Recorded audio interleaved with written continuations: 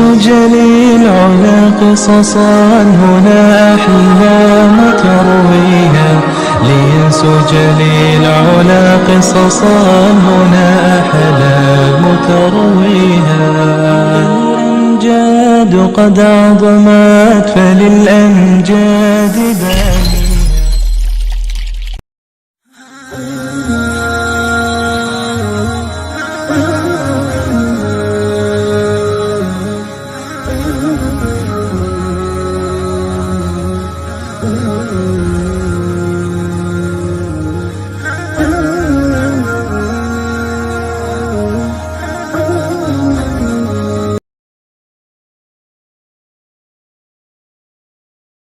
Assalamualaikum warahmatullahi wabarakatuh guys. Jangan lupa like, komen, subscribe YouTube channel Makassar Mualaf Center Indonesia. Terima kasih. Assalamualaikum warahmatullahi wabarakatuh.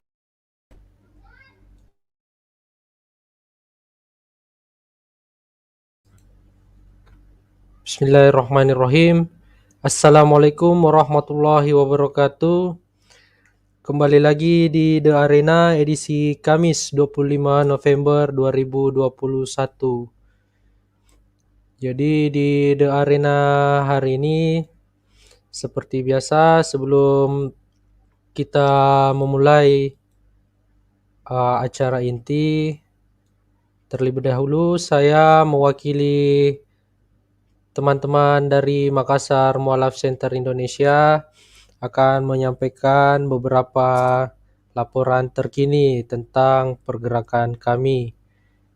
Pergerakan kami juga itu yang pastinya tidak bisa tanpa dukungan dari sahabat-sahabat sekalian yang turut serta berpartisipasi dalam rangka menaungi saudara-saudara kita yang mualaf.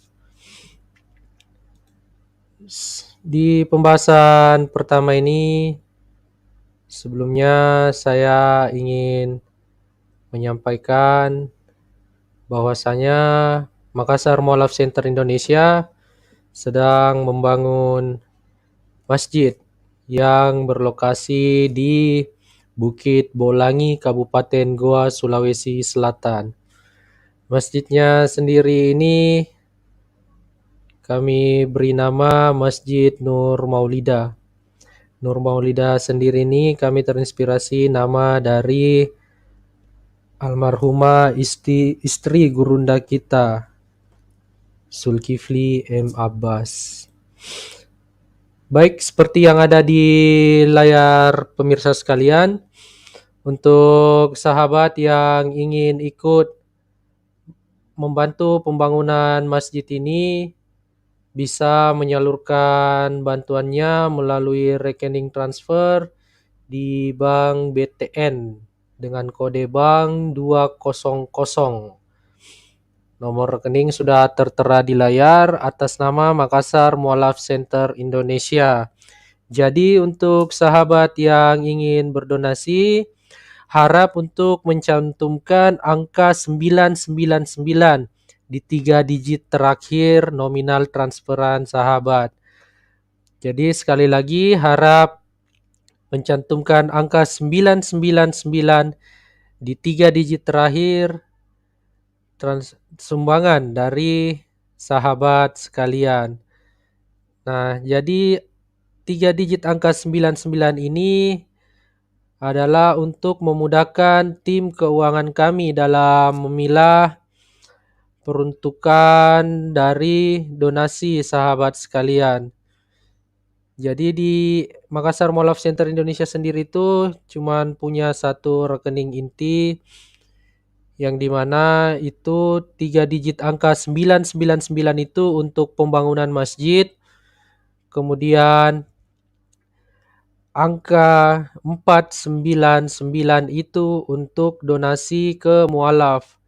Sementara untuk nominal yang dibulatkan itu sendiri akan Makassar Mualaf Center pergunakan untuk pergerakan ke depannya. Jadi sedikit perkenalan untuk pendengar dari sahabat Zuma ya. Jadi Makassar Mualaf Center Indonesia ini sendiri adalah yayasan yang menaungi saudara-saudara kita yang mualaf, terkhusus yang ada di Kota Makassar. Jadi Makassar Mualaf Center Indonesia ini sendiri adalah yayasan yang diketuai langsung oleh gurunda kita Zulkifli M. Abbas. Nah, kemudian dalam rangka menyukseskan pembangunan Masjid Nur Maulida ini, kami menjual kalender ya, kalender 2022. Kalender ini sendiri adalah kalender Islami, jadi hari-hari peringatan Islam itu ada di dalam kalender ini. Harga kalendernya sendiri itu Rp50.000. Nah, ada beberapa sahabat yang bertanya, kok harganya terlalu tinggi ya, 50.000. Jadi Rp50.000 ini 100% keuntungannya akan kami salurkan ke pembangunan masjid. Jadi dengan sahabat membeli kalender ini, sahabat ikut berpartisipasi dalam pembangunan Masjid Nur Maulida, pembangunan rumah Allah di Bukit Bolangi. Jadi di lokasi pembangunannya sendiri itu sudah sangat lama ya, belum ada masjid di sana. Dan alhamdulillah masyarakat di sana juga menyambut dengan antusias pembangunan masjid ini. Jadi masjid ini sendiri itu berhadapan langsung dengan rumah wisata ya, rumah wisata dari Makassar Mualaf Center Indonesia, yaitu Rumah Hobbit Bolangi. Jadi mungkin untuk para sahabat yang berkunjung ke Makassar atau sahabat yang ada di Makassar bisa untuk berkunjung ke Rumah Hobbit Bolangi. Untuk lokasinya itu bisa di searching di Google Maps dengan kata kunci itu Rumah Hobbit Bolangi. Dari Makassar itu kurang lebih setengah jam perjalanan. Nah, jadi di Rumah Hobbit Bolang ini sendiri kami menawarkan wisata alam religius ya. Jadi konsepnya di sana memang alam. Kemudian fasilitasnya sendiri itu ada kolam renang, kemudian spot-spot foto Instagramable, kemudian ada flying fox, area panahan, ada peternakan ayam juga, peternakan bebek. Kemudian ada kebun yang di sana kami membudidayakan beberapa tanaman untuk sebagai salah satu penghasil keuangan pergerakan Makassar Mualaf Center Indonesia.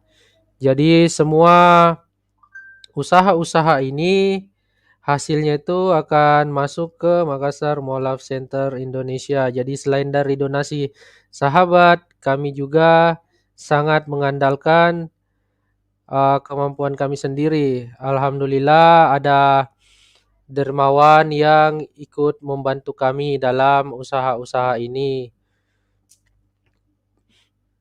Kemudian dari update perkembangan masjid sendiri nanti sebentar akan disampaikan oleh Ustadz Alwan selaku Ketua Panitia Pembangunan Masjid Nur Maulida. Jadi Ustadz Alwan belum sempat hadir saat ini, mungkin dalam waktu dekat ini akan hadir karena masih ada kegiatan. Jadi saya akan mewakili sedikit dulu. Berikut perkembangan terkini pembangunan masjid di sana. Jadi dokumentasi ini adalah dokumentasi yang tim kami terima pada tanggal 15 November 2021. Seperti yang dilihat di gambar, jadi program pembangunan sendiri ini pondasi sudah mulai nampak ya. Jadi ini adalah dokumentasi pada tanggal 15 November 2021.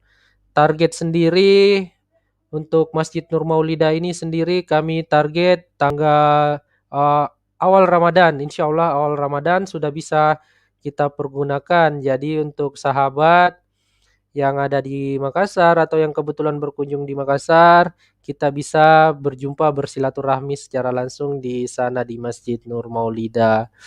Jadi di pembangunannya sendiri ini sebagian besar buruhnya itu kami memberdayakan masyarakat di sekitar kampung di sana.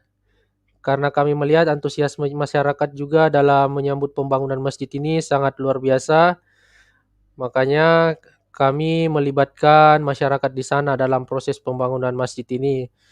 Jadi insya Allah akan berdampingan dengan masjid ini, insya Allah akan MMCI akan membangun pesantren ya di sana.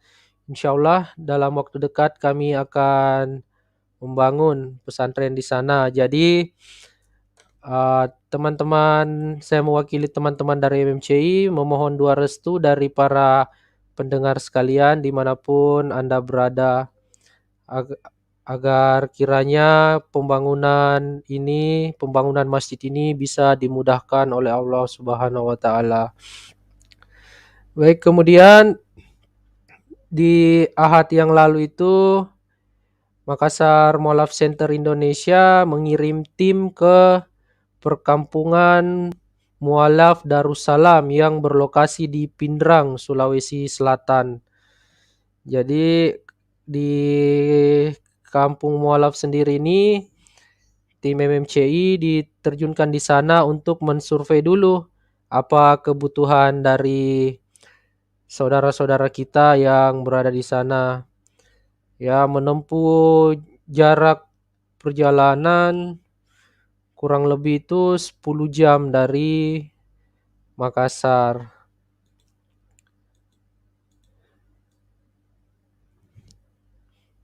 Nah, oke, berikut saya akan tampilkan potret gambar dari perkampungan Mualaf Darussalam Kabupaten Pindrang. Jadi seperti yang kita lihat, lokasinya ini ada di kaki gunung ya. Di kaki gunung, jadi kita masuk trek yang kita lewati itu sama sekali tidak ada akses jalan ya. Jadi untuk menuju ke sana sendiri itu kita harus menggunakan kendaraan khusus seperti mobil off-road karena jalan di sana tidak ada. Untuk masuk ke perkampungannya sendiri ini butuh jarak tempuh selama 1 jam. 1 jam perjalanan di dalam dengan kondisi jalanan yang berlumpur dan berbatu. Jadi seperti yang pemirsa lihat sendiri perkampungannya begitu tenang di sana, damai, yang dimana jauh dari hingar-bingar kehidupan kota, sangat indah sekali. Jadi sungai yang pemirsa lihat ini, disitulah saudara-saudara kita biasanya beraktivitas seperti mencuci, mandi, dan sebagainya. Baik, berikut akan saya tayangkan dokumentasi dari tim Makassar Mualaf Center Indonesia yang berkunjung ke perkampungan Mualaf Darussalam. Berikut bisa kita saksikan bersama. Ini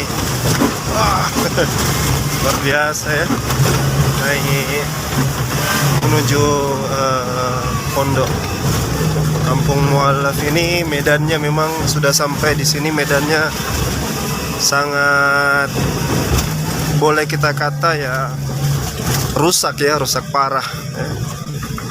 Sehingga memang mobil yang kami kendarai itu harus ditaruh di rumah yang sebelumnya tadi ya, dan kita naik mobil apa nih Pak? Kijang. Jadi kuat dia. Seperti Kuat. yang sahabat lihat Kijang sendiri, tapi lompatannya trek yang dilalui kencang itu juga ini sama kayaknya. sekali tidak ada jalan ya di sana. Ini sudah serasa off-road ini ya. Jadi salah satu penghalang besar dari Bedum ya. beberapa Bendahara organisasi dan yang care ada terhadap adik Mualaf untuk menuju Surya. lokasi. Ya. Jadi kendaraan Kalau yang dilihat- kami pergunakan ini adalah kendaraan khusus yang Ini motor-motor digunakan diparkir untuk di sini. menjangkau Oh, perkampungan Mualaf ini. Jadi dari titik checkpoint itu kurang lebih 1 Memang jam perjalanan memang menuju ke tidak semua kendaraan bisa perkampungan lewat Mualaf sini. Darussalam. Ya, ini sejatinya memang sangat sulit ya. Dan kita akan terus dapat jalanan seperti ini nih kurang lebih hampir 1 jam jarak tempuh ke kampung Mualaf. Jadi memang perjuangan ya. Ini kami tidak berhenti dari mobil ini, ganti-ganti mobil ini dari pagi tadi. Nah, paling cuma singgah sholat, makan, terus lanjut lagi dan belum istirahat sampai sekarang. Ya. Tuh. Mudah-mudahan perjalanan ini diridhoi Allah Subhanahu wa taala. Ya, amin. Ya rabbal alamin. Diridhoi Allah Subhanahu wa taala. Ya, amin. Jadi itu tadi video perjalanan ya. Perjalanan menuju ke perkampungan Mualaf Darussalam. Jadi titik checkpointnya sendiri itu kami dengan kendaraan itu kami berhenti sejenak di rumah imam ya, imam di perkampungan sana. Kemudian kami melanjutkan naik kendaraan khusus menuju ke perkampungan Mualaf. Sebenarnya menuju ke lokasi itu kita bisa menggunakan dua, ada mobil yang pastinya sudah dimodifikasi ya untuk off-road. Kemudian kendaraan roda 2, motor trail. Cuman pada saat itu kondisi lebih amannya menggunakan mobil karena cuaca pada saat itu hujan ya. Jadi untuk faktor keamanan lebih baik menggunakan mobil. Nah, berikut ini tayangan video tim Makassar Mualaf Center Indonesia ketika tiba di perkampungan Mualaf. Jadi tim itu berangkat dari Makassar pagi, tiba di sana itu sudah menjelang maghrib. Jadi berikut bisa kita saksikan videonya.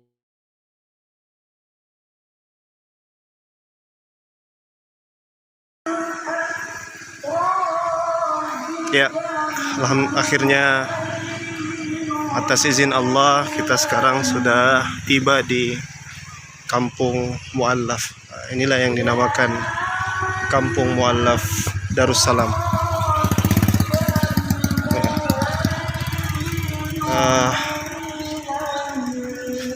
Bagaimana perasaannya Pak? Alhamdulillah, setelah perjalanan cukup jauh dan melihat kampung Mualaf ini ya, kayaknya nih capek, terasa hilang semua. Lihat kampung Mualaf ini yang ya masyaallah, subhanallah. Semoga Ada Allah memberkahi kampung ini, amin. melimpahkan rezeki yang berlimpah, pertaniannya makmur, dan Amin. tetap dalam lindungan Allah Subhanahu wa taala Amin. dan hidayah di kampung ini. Ya. Amin. Dan ini sungai ya. Sungai biasa di anak-anak mandi di sini. Lumayan ya. Lumayan. Ditemani rintik-rintik hujan. Subhanallah.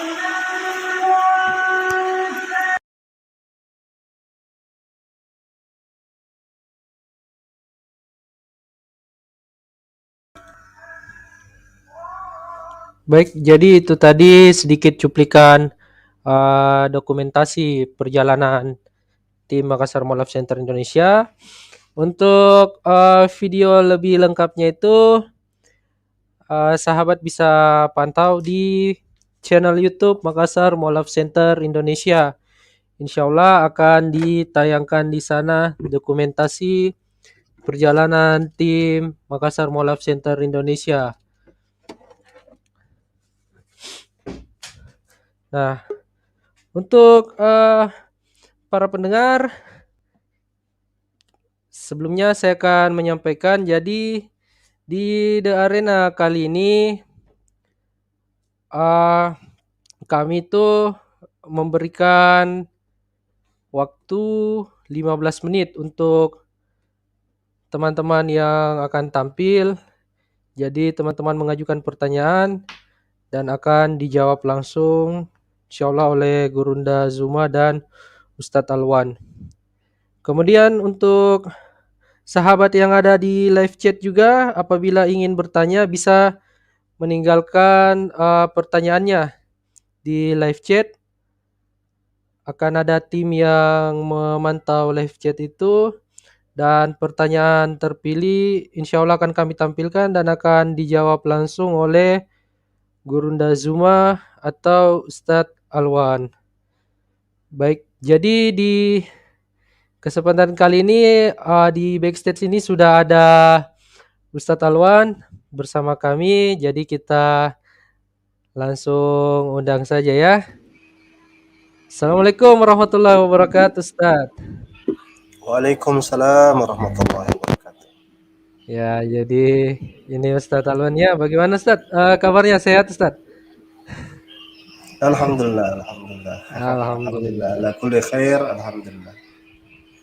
Ya, jadi tadi itu saya sempat menyampaikan beberapa Ustadz mengenai pembangunan masjid dan perjalanan ke Kampung Mualaf Darussalam. Karena Ustadz ikut ya ke perjalanan itu ya.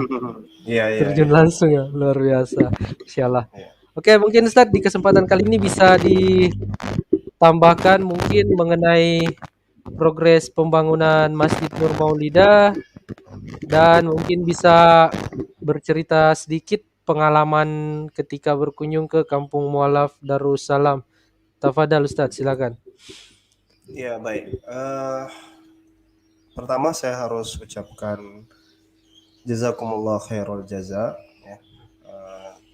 Terima kasih yang sangat tinggi sekali buat para ikhwan dan akhwat fillah yang sudah berkontribusi juga dalam pembangunan Masjid Nur Maulidah yang sementara ini tengah berjalan.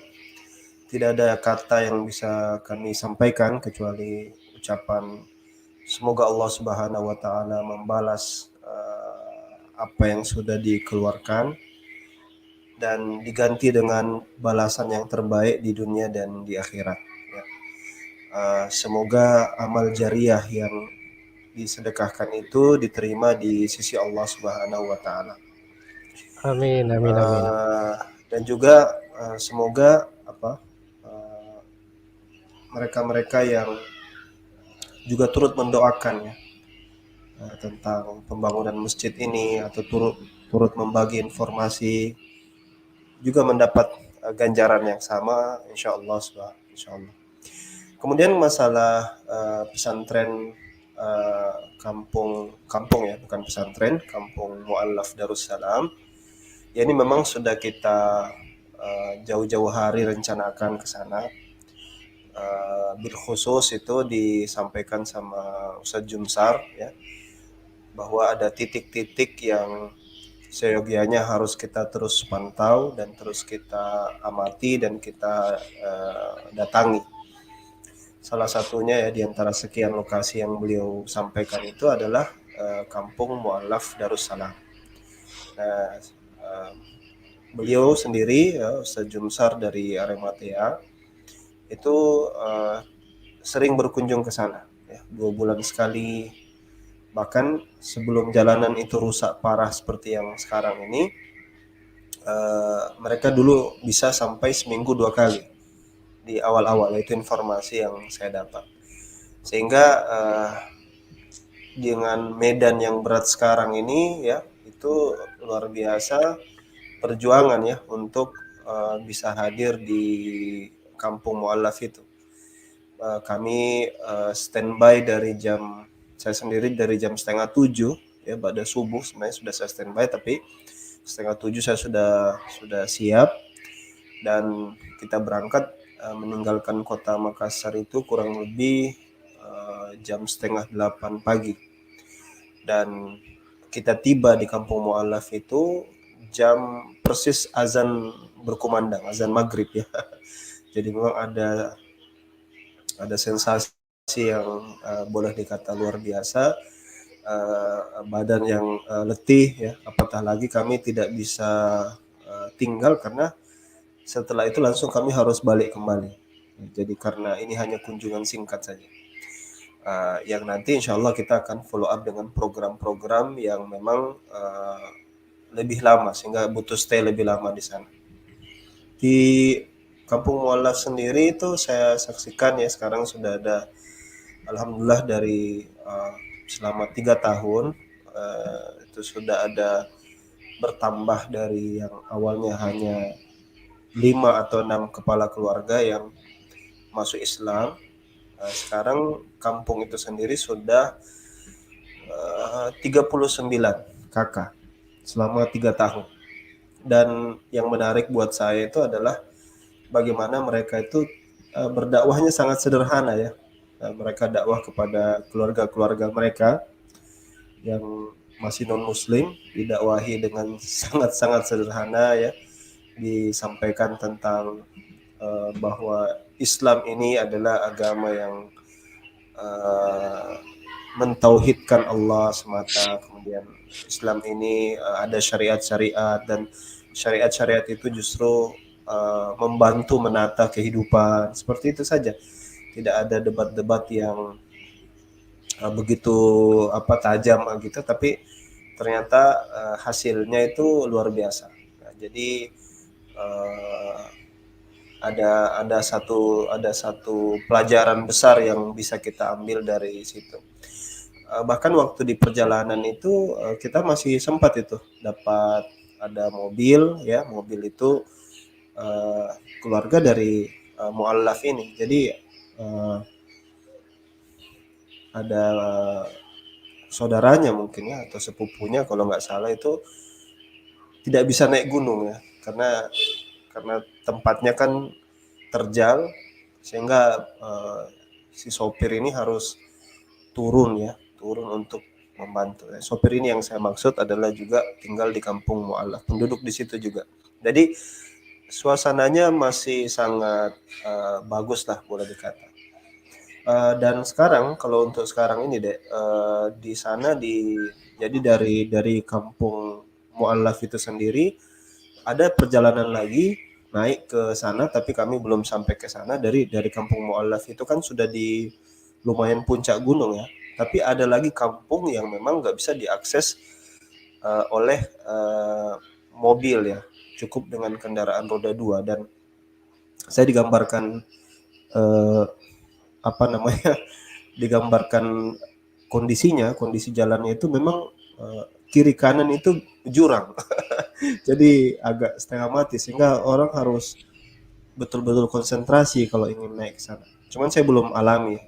Kalau yang ke kampung mualafnya sudah kita alami. Jadi kayak roller coaster gitu. Jadi naik turun naik turun. Ada sampai Dek Syam itu jatuh kan. Di atas itu di daerah Opang namanya itu luar biasanya ternyata sebelum kita berencana untuk bangun masjid. Jadi sekarang ini ada program bangun masjid juga di Opang itu. Di sana sudah ada gereja. Jadi sudah ada gereja yang sudah lama berdiri di situ.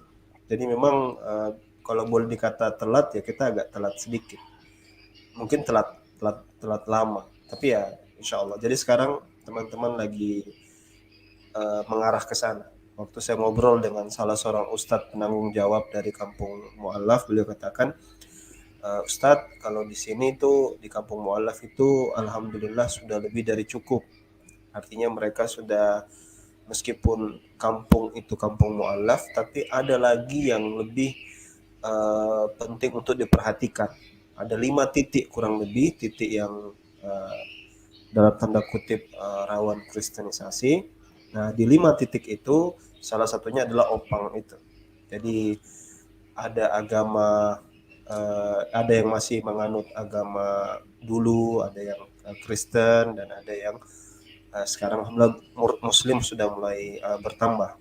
Terbukti ketika masjid itu dibangun, sekarang jumlah penduduknya itu sudah 50%. Pokoknya sudah terbagi 3 lah. Ada yang Islam, ada yang Kristen, dan ada lagi agama Toliolo kalau nggak salah, maksudnya agama dulu ya, agama dulu. Jadi mereka masih pakai nama agamanya itu agama Toliolo, saya nggak tahu mungkin kepercayaan atau gimana.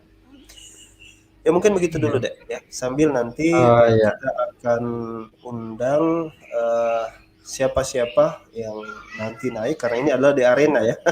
ya Jadi betul betul. di arena ini adalah program di mana kita beradu argumentasi ya sebaik mungkin dengan dalil sebaik mungkin yang kalian miliki daripada ngerumpi tidak jelas ya, ngerumpi di channel-channel kalian. Datang sini kita diskusikan. Lalu jangan lupa teman-teman yang Allah berikan kelapangan harta, kelapangan rezeki, ya, Anda bisa bawa rezeki itu sampai mati dengan beramal jariah. Salah satu masjid ada kan masjid juga dibangun di Blora ya, GCC, YPM At-Tauhid juga lagi bangun masjid, dan sekarang kami juga MMCI juga bangun masjid. Ini semua adalah tempat-tempat untuk berladang amal. Kalau ingin berdonasi di ZCC sudah ada di running text, kalian bisa baca.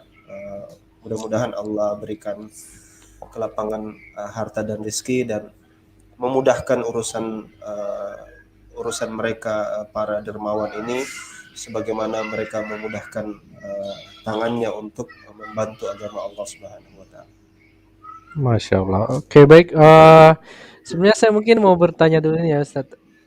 Jadi untuk pemirsa yang mungkin ingin berkunjung ke Kampung Mualaf ini bisa mempersiapkan segala perlengkapannya untuk ke sana karena medan yang dilalui itu sulit. Dan kemudian untuk mungkin bisa disampaikan Ustaz, kebutuhan saudara-saudara kita di sana itu apa saja? Jadi mungkin kiranya ada pemirsa yang ingin berkunjung, mereka bisa mempersiapkan apa yang saudara kita butuhkan di sana. Tafadhal Ustaz. Kalau untuk di lokasi Kampung Mualaf sendiri sudah banyak organisasi-organisasi yang datang berkunjung ke sana.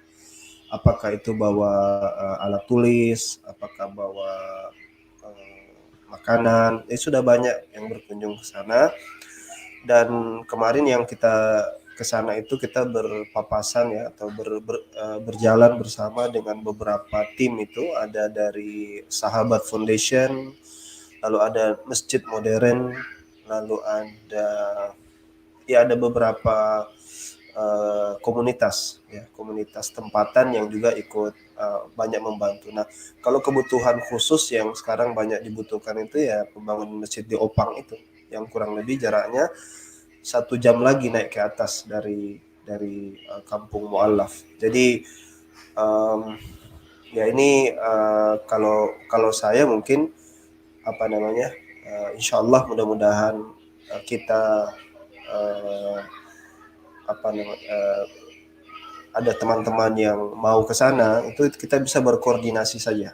Jadi kita satukan di sini kan ada kontak admin misalnya, terus kalau memang ada planning mau ke sana ya dihubungi saja adminnya ya, siapa tahu kita bisa terjun langsung sama-sama lagi ke sana, karena ada banyak yang bisa kita kerjakan, tapi harus kita samakan visi dan misi.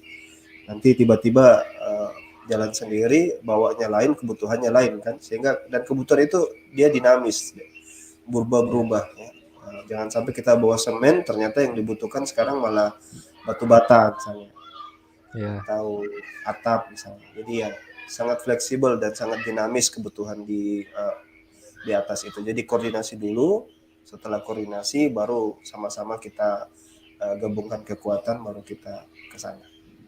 Baik Ustaz, sebelumnya terima kasih untuk penyampaian kondisi di sana Ustaz. Mudah-mudahan informasi ini bisa bermanfaat untuk para pemirsa yang ingin berkunjung langsung ke sana. Baik, jadi kita akan mulai sesi The Arena. Untuk ini sudah ada beberapa pertanyaan di live chat. Jadi sebelum kita untuk tampil langsung berdebat, mungkin saya akan tampilkan dulu satu pertanyaan dari live chat. Mungkin kiranya Ustadz Talwan bisa menjawab ini. Tafadhal Ustadz. Ini dari Aira Azara. izin bertanya tentang hukum potong tangan. Apakah sudah berkesesuaian dengan KUHP? Silakan Ustadz, tafadhal. Ya, ini Masya Allah, ini pertanyaannya berat ya. Saya pikir bertanya tentang lintas agama, tapi Iya. ya kalau KUHP itu kan kitab undang-undang hukum pidana. Nah, pertanyaannya apakah hukum pidana ini berkesesuaian dengan KUHP? Saya tidak tahu jelas arah pertanyaannya seperti apa, karena kalau dari sisi Islam sendiri kan, hukuman untuk orang-orang yang melakukan tindak pidana itu punya hukum tersendiri. Seperti pencuri misalnya, kalau mencuri itu kan dipotong tangannya kalau di dalam Islam ya. Sementara kalau di kalau di kita kan di penjara, pencuri itu di penjara. Nah, ini sanksi yang berbeda. Nah, saya tidak bisa menjawab secara frontal tentang apakah berkesesuaian atau tidak, tapi saya cuma kasih pandangan bahwasanya apa yang Allah tetapkan ya tentang hukum potong tangan itu sebenarnya sangat solutif, sangat memberikan solusi. Kenapa? Karena semua orang tahu bahwasanya penjara itu menciptakan sebuah ekosistem yang tidak sehat. Orang-orang yang masuk ke dalam penjara, misalnya kalau ada orang berbuat tindakan pidana, maka dia harus masuk penjara. Yang paling pertama, negara akan membiayai orang tersebut kan, dimasukkan ke dalam penjara, dibiayai, diberi makan dengan uang negara pula. Yang kedua harus dijaga, dan kemudian yang ketiga dibina. Ya.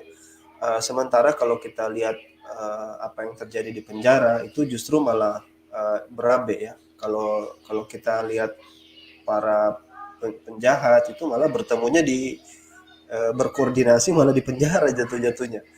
Ya, jadi sangat tidak solutif sebenarnya. Sementara Islam ketika mengatakan hukum bagi orang yang mencuri itu adalah hukum potong tangan, maka ketika itu selesai dihukum ya sudah, dia langsung mendapatkan sanksi seketika itu juga, dan itu kemudian memutus haknya untuk mencuri lagi, karena dia tidak bisa mencuri lagi karena tangannya sudah nggak ada. Kalau meskipun dalam Islam itu sendiri standar-standar hukum potong tangan itu ulama kita masih berbeda pandang ya. Ada yang dari pergelangan sampai ke dipotong, terus ada yang antara tangan ini, kemudian ada yang jari saja, ada yang mengatakan satu jari saja, dan itu semua masih dalam lingkup ranah fikih. Cuman sepertinya ya seperti itu, bahwasanya kita harus yakin bahwasanya apa yang Allah Subhanahu wa taala ajarkan atau tetapkan itu pasti yang terbaik. Nah, tapi jangan berprasangka yang macam-macam ya, bahwasanya bagaimana dengan hukum di Indonesia itu ada pembahasan yang lebih detail dan itu ranah dari para ulama ya. Kalau kami ini kan ustadz-ustadz jalanan ya kan, pendebat jalanan. Ya, itu saja mungkin dari saya, wallahu a'lam bishawab. Ya, baik. Terima kasih Ustadz atas jawabannya. Kemudian di backstage sendiri ini ya. Ada backstage. Ya. Ya, di backstage sendiri ini sudah ada teman kita ini, ada Ferry Suwawa. Silakan Bang Ferry. Ya, silakan. Selamat sore. Ya, sore. Silakan Bang. Pertanyaannya. Apa?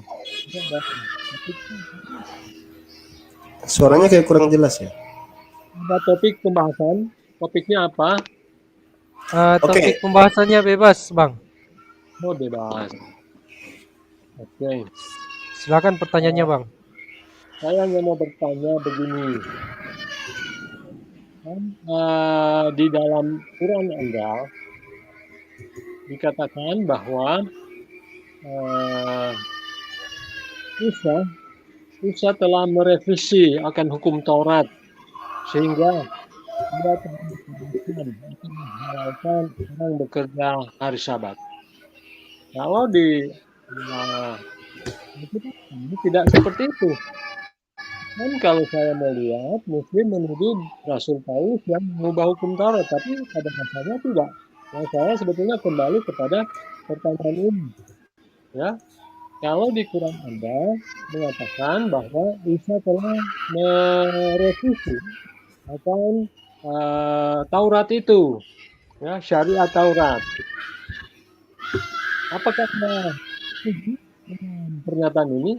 Jadi apakah betul benar Isa telah merevisi akan Taurat atau bagaimana? Terima kasih. Baik, silakan Ustadz. Saya kurang ini, Tanggapannya. suaranya kurang jelas kayak putus-putus gitu.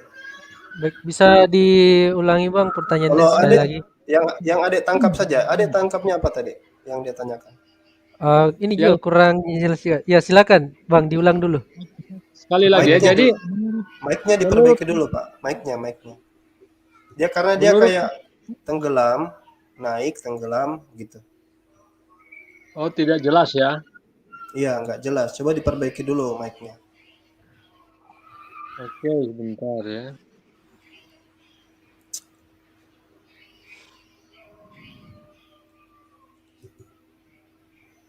Ini bisa? Ya, Ini agak silakan bagus Bang. ini.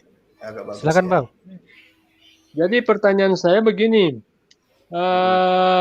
apakah betul Isa telah merevisi akan beberapa syariat Taurat? Karena dikatakan bahwa Isa telah menghalalkan hari Sabat, di mana orang Yahudi boleh bekerja pada hari Sabat, sedangkan di Alkitab kami ya tidak pernah Isa mensah, ya, menasak atau merevisi akan Taurat. Itu pertanyaan saya. Terima kasih. Baik. Jadi pertanyaannya adalah Nabi Isa itu merevisi syariat daripada Torah begitu.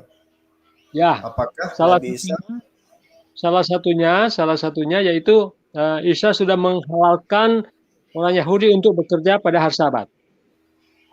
Iya, jadi begini, ya,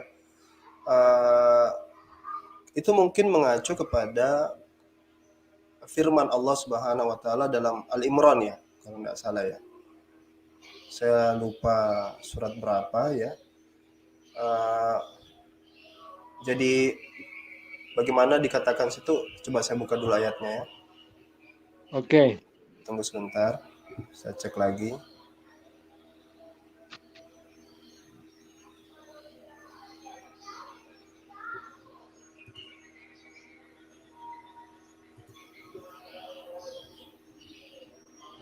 Oke, betul-betul di Al-Imran ini. Ya, di sini dikatakan bahwasanya saya bacakan ayatnya, wa musaddiqal lima baina yadayya minat taurati wa liuhilla lakum ba'dal ladzi hurrima 'alaikum wa ji'tukum bi ayatin min rabbikum fattaqullaha wa ati'un. Ya, seperti itu. Yaitu bahwasanya Allah Subhanahu wa taala berfirman, dan sebagai orang yang membenarkan Taurat yang datang sebelumku, ya, dan agar aku menghalalkan bagi kamu sebagian dari yang telah diharamkan untukmu, dan aku datang kepadamu membawa suatu tanda mukjizat dari Tuhan. Jadi kalau kita bicara tentang syariat, ya, syariat itu, Islam itu sangat jelas, ya, sangat jelas ketika dia menegaskan bahwasanya setiap umat itu Allah utus padanya Rasul, ya, Rasulan min Rabbikum. Jadi Rasul-Rasul yang Allah utus ini kepada setiap Nabi itu datang dengan syariatnya masing-masing, ya. Jadi ketika misalnya para Nabi datang, setiap Nabi datang kepada kaumnya itu datang dengan syariatnya masing-masing. Tetapi tidak menafikan firman Allah yang lain. Sebagaimana Rasulullah SAW juga mengatakan hal yang sama. Rasulullah SAW diperintah Allah Subhanahu Wa Taala untuk mengikuti millata Ibrahim, ya, ittabi' millata Ibrahim, ikutilah agama dari atau millah dari Ibrahim.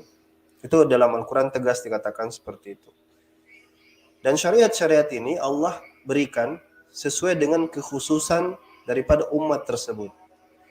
Ya, kalau kita lihat kepada Bani Israel, di mana kaum yang diutus oleh untuk Nabi Musa, maka syariatnya adalah khusus untuk Nabi Musa.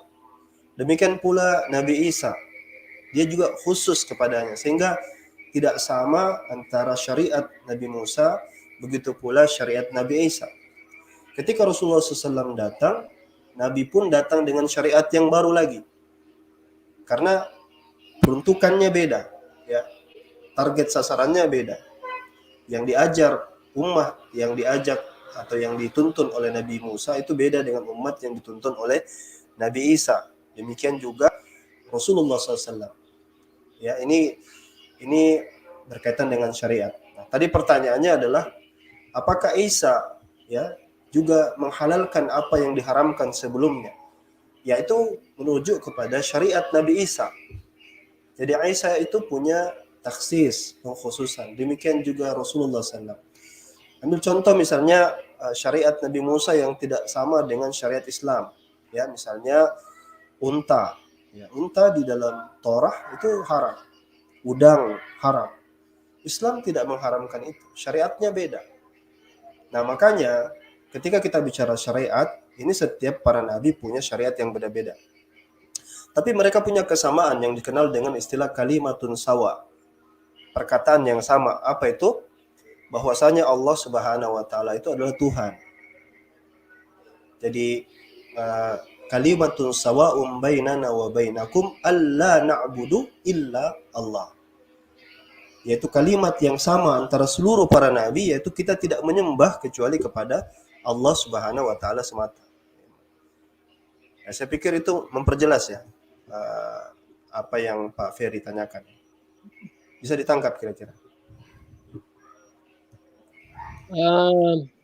Belum masuk pada poinnya. Maksud saya kan dikatakan bahwa Isa telah mengubah, dengan kata lain dia telah menghalalkan itu hukum, ya. Jadi hukum hari Sabat kan itu tidak boleh bekerja, tapi di sini di Quran ya 350 kemudian tafsirnya juga Kemenak mengatakan bahwa dia telah merubah. Jadi dia telah merevisi kemudian membolehkan, menghalalkan orang bekerja pada hari Sabat. Bukan cuma itu. Bahkan dikatakan juga ada jenis-jenis ikan yang yang tadinya haram kemudian dihalalkan oleh Isa. Dan yang masalahnya yang saya pikir ini gimana ya? Termasuk burung yang tidak bertulang. Bagaimana burung kalau tidak bertulang? Nah, ini yang menjadi pertanyaan saya sebetulnya juga. Ya, kira-kira ada burung yang tidak bertulang, ya kan? Karena tak ditafsir ya, di tafsir itu ada Isa menghalalkan. Yang tadinya haram kemudian Isa halalkan. Ya, ada beberapa jenis ikan. Kemudian burung juga. Tapi masalahnya burung kok yang tidak bertulang. Yang mana burung tidak bertulang? Apakah ada pernah hidup seekor burung atau burung jadi jenis burung yang tidak bertulang? Itu yang menjadi juga pertanyaan saya. Iya, jadi saya khawatir Pak Ferry ini salah kutip ya, atau mungkin tidak membaca dengan benar tafsiran itu. Nah, kalau saya sendiri begini, kita merujuk dulu kepada ayat yang dimaksud. Tadi sudah saya jelaskan bahwa ketika kita bicara tentang syariat, aturan-aturan yang Allah, istilahnya Allah tetapkan, itu beda. Setiap nabi itu beda syariatnya. Jadi bukan hal yang aneh. Ketika misalnya di zaman Nabi Musa itu diharamkan, di zaman Nabi Isa itu dihalalkan. Sama juga di zaman Rasulullah SAW, di zaman Nabi Musa diharamkan, di zaman Rasulullah dihalalkan. Karena itu tadi saya katakan setiap umat diutus dengan para nabi yang berbeda-beda, ya. Jadi setiap umat itu ada padanya rasul, diutuskan bu isalahum ar-rusul, diutuskan pada mereka rasul-rasul. Rasul sini memberikan hukum-hukum. Tadi kalau yang Bapak katakan, lalu apa yang dihalalkan dan apa yang diharamkan, nah itu ada penjelasannya tersendiri. Itu ada tafsirnya. Cuman kalau kita jelaskan itu agak panjang. Misalnya kayak daging unta tadi, unta itu kan diharamkan, kemudian dihalalkan. kemudian lemak juga, ada ikan. Jadi ada banyak yang kita harus dalami, jelaskan kalau itu kaitannya tentang apa-apa saja yang Allah halalkan di dalam syariat Nabi Isa, tapi diharamkan di dalam syariat Nabi Musa. Saya pikir tidak ada masalah di situ. Ini saya membawa tafsir Jalalain ya. Saya membawa tafsir Jalalain tafsir di Quran 50 itu ya. Dia bilang begini. Dan kedatangan aku kepada kamu membenarkan apa yang berada di hadapanku yang datang sebelum aku, berupa Musaddiq orang lima ya. menghalalkan bagimu sebagian yang diharamkan atasmu. Misalnya, aku halalkan bangsa ikan dan burung yang tidak bertulang. Kemudian tafsir Ibnu Katsir, di dalam ayat itu terkandung pengertian yang menunjukkan bahwa Nabi Isa alaihissalam menasak ataupun merevisi sebagian dari syarat Taurat. Ya, itu yang ada di tafsir yang punya saya. Jadi Iya, yang jadi menjadi sebetulnya burung yang tidak bertulang itu seperti apa? oke. Sudah? Ya, Ya. Jadi pertama itu tidak ada di dalam Al-Qur'an. Yang Bapak katakan burung tak bertulang itu tidak ada berarti di dalam Al-Qur'an ya. Saya ya tadi cuma katakan tafsir, nanti bisa ditunjukkan kira-kira tafsir yang seperti apa di Jalalain, seperti apa gitu. Burung yang dimaksud burung tak bertulang itu. Yang jelas itu tidak ada di dalam Al-Qur'an dikatakan bahwasanya yang diharamkan itu adalah burung tak bertulang, ikan. Itu adalah tafsiran ya, atau dalam artian itu riwayat. Gitu. Jadi kalau kita bicara tentang nasakh wa mansukh, itu biasa dalam Islam itu. Itu yang dikatakan dengan syariat. Syariat sudah saya jelaskan sejak awal bahwasanya ketika kita bicara tentang syariat, setiap nabi ini diberikan syariat yang berbeda-beda. Nabi Musa ada syariatnya, Nabi Isa ada syariatnya, Nabi Muhammad ada syariatnya. Syariat ini terkait dengan hukum halal haram, ya, itu syariat. Nah, ketika kita bicara Musa kan zamannya beda, disesuaikan dengan zamannya. Isa juga seperti itu. Allah memberikan syariat yang berbeda kepada Nabi Isa. Yang dulu di masa Nabi Musa diharamkan untuk kaum Nabi Musa, Isa dibolehkan, dihalalkan. Masalahnya di mana itu kalau itu? Kalau misalnya masalah animal error ya, kalau kita ingin bahas itu nanti kita bisa bahas dua sisi itu. Kalau Bapak misalnya merasa canggung dengan binatang burung tak bertulang, nanti saya akan cek tafsir Jalalain halaman berapa, tafsirnya siapa, riwayatnya siapa yang mengatakan itu, saya harus cek itu. Karena saya tidak hafal seluruh tafsir. Nah, tapi kalau di Bible saya hafal, ya seperti misalnya burung itu kelelawar itu dianggap burung di dalam Bible misalnya. Itu kita bisa cross check kalau masalah-masalah Bapak merasa risih dengan hal-hal yang ganjil-ganjil gitu, saya bisa tunjukkan, kita bisa buka Quran, kita bisa buka Bible. Nah, gitu. Kalau di Bible misalnya kelelawar itu dianggap burung, padahal kan kelelawar itu mamalia, dia bukan burung. Tapi Bible mengatakan itu burung misalnya. Atau serangga berkaki 4, ya kan kita nggak pernah lihat serangga berkaki 4 kan, itu juga ada di dalam Bible misalnya. Ada banyak, saya bisa sebutkan satu persatu. Tapi poinnya sekarang adalah Bang Bapak tanyakan itu adalah tentang syariat. Ya, kalau syariat sudah saya terangkan tadi. Baik, jadi saya rasa sudah jelas ya jawabannya. Baik, terima kasih Bang Ferry. terima kasih. Ini Terima kasih. ya, sebelumnya ini ada di backstage sudah ada Bang Carol juga. Tapi sebelum Bang Carol, ini ada pertanyaan lagi Ustadz dari live chat. Oke. Saya akan tampilkan dari pisau. Mau live dulu ya. Makasih ya. Ya, siap. Makasih Bang Ferry. Makasih. Ya. Jadi ini dari pisau tumpul. Izin tanya Ustadz, ayahnya Nabi Ibrahim itu Azar yang suka bikin patung itu. Kalau emang Azar ayahnya Nabi Ibrahim, berarti nenek moyangnya Nabi Muhammad itu dari keturunan orang yang musyrik. Tafadhol Ustaz. Iya, jadi kalau kita bicara tentang keturunan ya, bahwasanya setiap para nabi itu berasal dari mana gitu kan, asal muasal atau nenek moyang mereka. Ya, ini sesuatu yang harus didalami. Artinya perlu penjelasan yang lebih rinci lagi. Saya wallahu alam bisawab, saya katakan saya dhaif ya, saya lemah kalau sudah masuk ke mana, ke asal muasal itu saya tidak terlalu dalam. Jadi mungkin di lain waktu ini pertanyaan ini kita bisa simpan. Nanti kalau saya sudah dapat jawabannya nanti saya akan paparkan insya Allah. Baik, terima kasih Ustadz atas jawabannya. Jadi ini di backstage sudah ada Bang Carol, kritisi Omnivora. Selamat sore Bang. Selamat sore semuanya.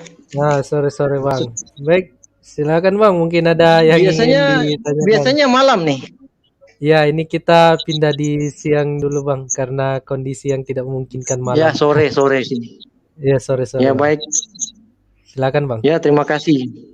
Ya, saya sih sebenarnya perlu menegaskan sejelas-jelasnya posisi saya, karena biasanya ditanyakan, berdosakah mereka yang makan daging sembeli ataupun tindakan-tindakan yang terkait dengan itu? Maka jawaban saya tidak berdosa. Satu, jika yang bersangkutan sudah sungguh tidak tahu menahu tentang efek samping negatif dari daging yang sebenarnya luas efeknya. Bahkan efeknya tidak hanya sebatas bagi yang menyantapnya. Yang kedua juga jawaban saya berdosa. Sekiranya yang bersangkutan sudah jelas tahu menahu atau sadar tentang efek samping tersebut, samping negatif ya tadi, tapi tetap terus-menerus menyantapnya, bahkan terus dengan tindakan-tindakan yang terkait dengan itu. Saya mohon maaf sebesar-besarnya telah seringkali melontarkan kalimat yang tajam, yang menyinggung kepada sesama anggota masyarakat, sesama bangsa Indonesia. Itulah pernyataan saya, kami tidak menyembah lidah dan perut kami. Pernyataan sedemikian bisa-bisa membawa pendengar pada kesimpulan bahwa kami menyalahkan pencipta karena membiarkan manusia menyantap hewan, atau pencipta menetapkan standar moral yang bercorak spesisisme. Padahal pandangan sedemikianlah yang harusnya dihindari. Kami tidak beranggapan demikian. Standar moral yang manusia praktekkan kini berasal dari suatu proses atau ada perkembangan dan alasan mengapa suatu tindakan diterima sebagai boleh atau diizinkan dan tidak boleh. Contohnya tentang minum alkohol, ada tahapnya hingga sampai pada tidak boleh atau dilarang. Atau contoh yang biasanya saya bawa, itulah makan hewan, awalnya bukan suatu ketetapan, lalu jadi suatu ketetapan. Dan proses terus-menerus berlanjut hingga kini masih bervariasi. Ada yang no problem, ada yang menganggap bermasalah, ada yang bermasalah pada secara parsial. Adapun pertimbangan kami untuk makan hewan memang berasal dari beberapa segi, sehingga muncul pada satu kesimpulan. Mohon maaf jika pertimbangan kami sampai pada kesimpulan itulah makan hewan dan yang terkait dengan pemanfaatan hewan perlu diminimalisir hingga titik nol. Demikian pendapat atau sharing pengalaman saya dari diskusi-diskusi, bahkan diskusi yang kemarin yang sempat memanas. Kalau tidak salah saya sempat melihat di live chat ada yang menyatakan bahwa saya dipanggil di tempatnya Pak Bom Bom yang semalam saya join. Terima kasih. Baik, terima kasih Bang Carol. Mungkin Ustadz Talon, nanti ini sekarang kita sudah ada Bang Sumai nih, mungkin mau ditanggapi tadi pernyataan dari Bang Carol. Silakan. Maaf Nanda, saya baru masuk, saya belum copy semua tadi. Saya cuma sempat lihat ada Pak siapa tadi tuh? Pak Peri, dia udah keluar ya? Ya udah tadi Ustadz, satu pertanyaan saja, udah jelas katanya. Oh. Iya. Saya pikir kalau dia masih monitor silakan masuk lagi kembali. Ya, jadi mungkin saja Bang Ferry masih memantau ya diskusi ini. Sekarang sudah ada Bang Zuma di sini. Mungkin ada yang ingin didiskusikan lagi, silahkan masuk ke backstage kembali. Mungkin Ustadz Alwan ada tanggapan tadi dari apa yang telah dipaparkan oleh Bang Carol. Silakan Bang. Mungkin pandangannya Ustadz. Ya, saya ya, assalamualaikum dulu ya sama kandaku ini, Ustadz Zuma. Assalamualaikum. Waalaikumsalam warahmatullahi wabarakatuh. Ya, saya sendiri belum menangkap poinnya seperti apa ya tadi yang disampaikan Bang Kritisi, karena mungkin pengantarnya saya tidak dapat gitu. Saya agak kurang apakah beliau tengah membahas sesuatu yang pernah dibahas sebelumnya, mungkin saya kurang begitu tangkap.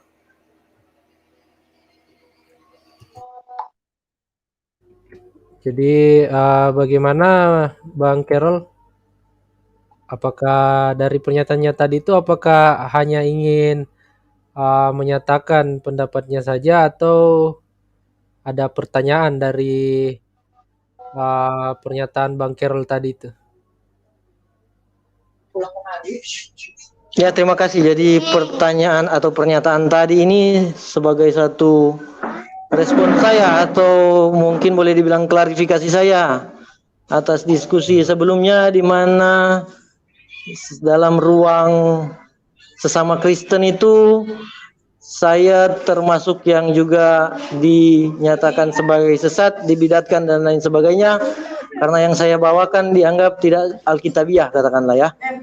Karena memang di sini kita biasa membahas bukan yang sekedar yang ada dalilnya, tetapi sebagai agama solusi, agama Islam yang kita biasa diskusikan di room ini maupun di tempat lain. Solusi itu juga jadi satu ujungnya, atau ya solusi itu tetap jadi satu tujuannya ya, satu bahan diskusi, bukan hanya sekedar apakah alkitabiah atau tidak. Terus terang itu. Terima kasih. Baik, jadi itu kurang lebih hanya klarifikasi ya dari Bang Carol atas pernyataan-pernyataan selama ini dari beberapa orang di luar sana. Iya, benar.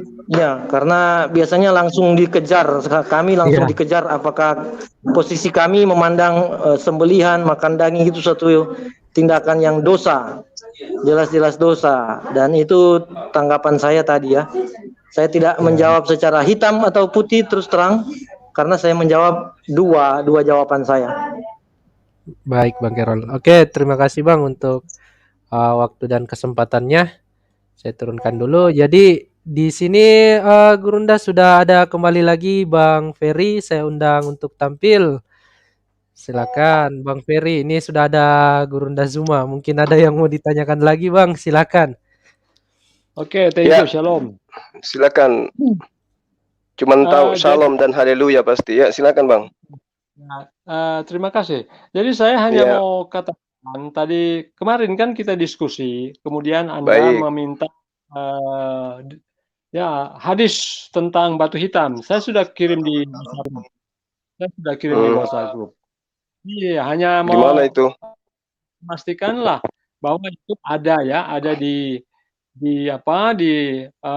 hadis. Jadi saya tidak mengada-anda. Cuma kemarin saya bisa share. Jadi tadi saya sudah share dari tadi malam sebetulnya. Jadi saya tidak mengada-ngada batu hitam itu bisa menghapus dosa sesuai dengan hadis tentunya. Jadi kalau Anda bilang saya bohong ya itu buktinya saya sudah kasih. Cuma itu saya mau konfirmasi saja. Tapi kalau ada diskusi-diskusi yang lain juga bisa. Tadi saya sudah tanyakan kepada Ustadz Alwan tentang tafsir Quran 350 ya.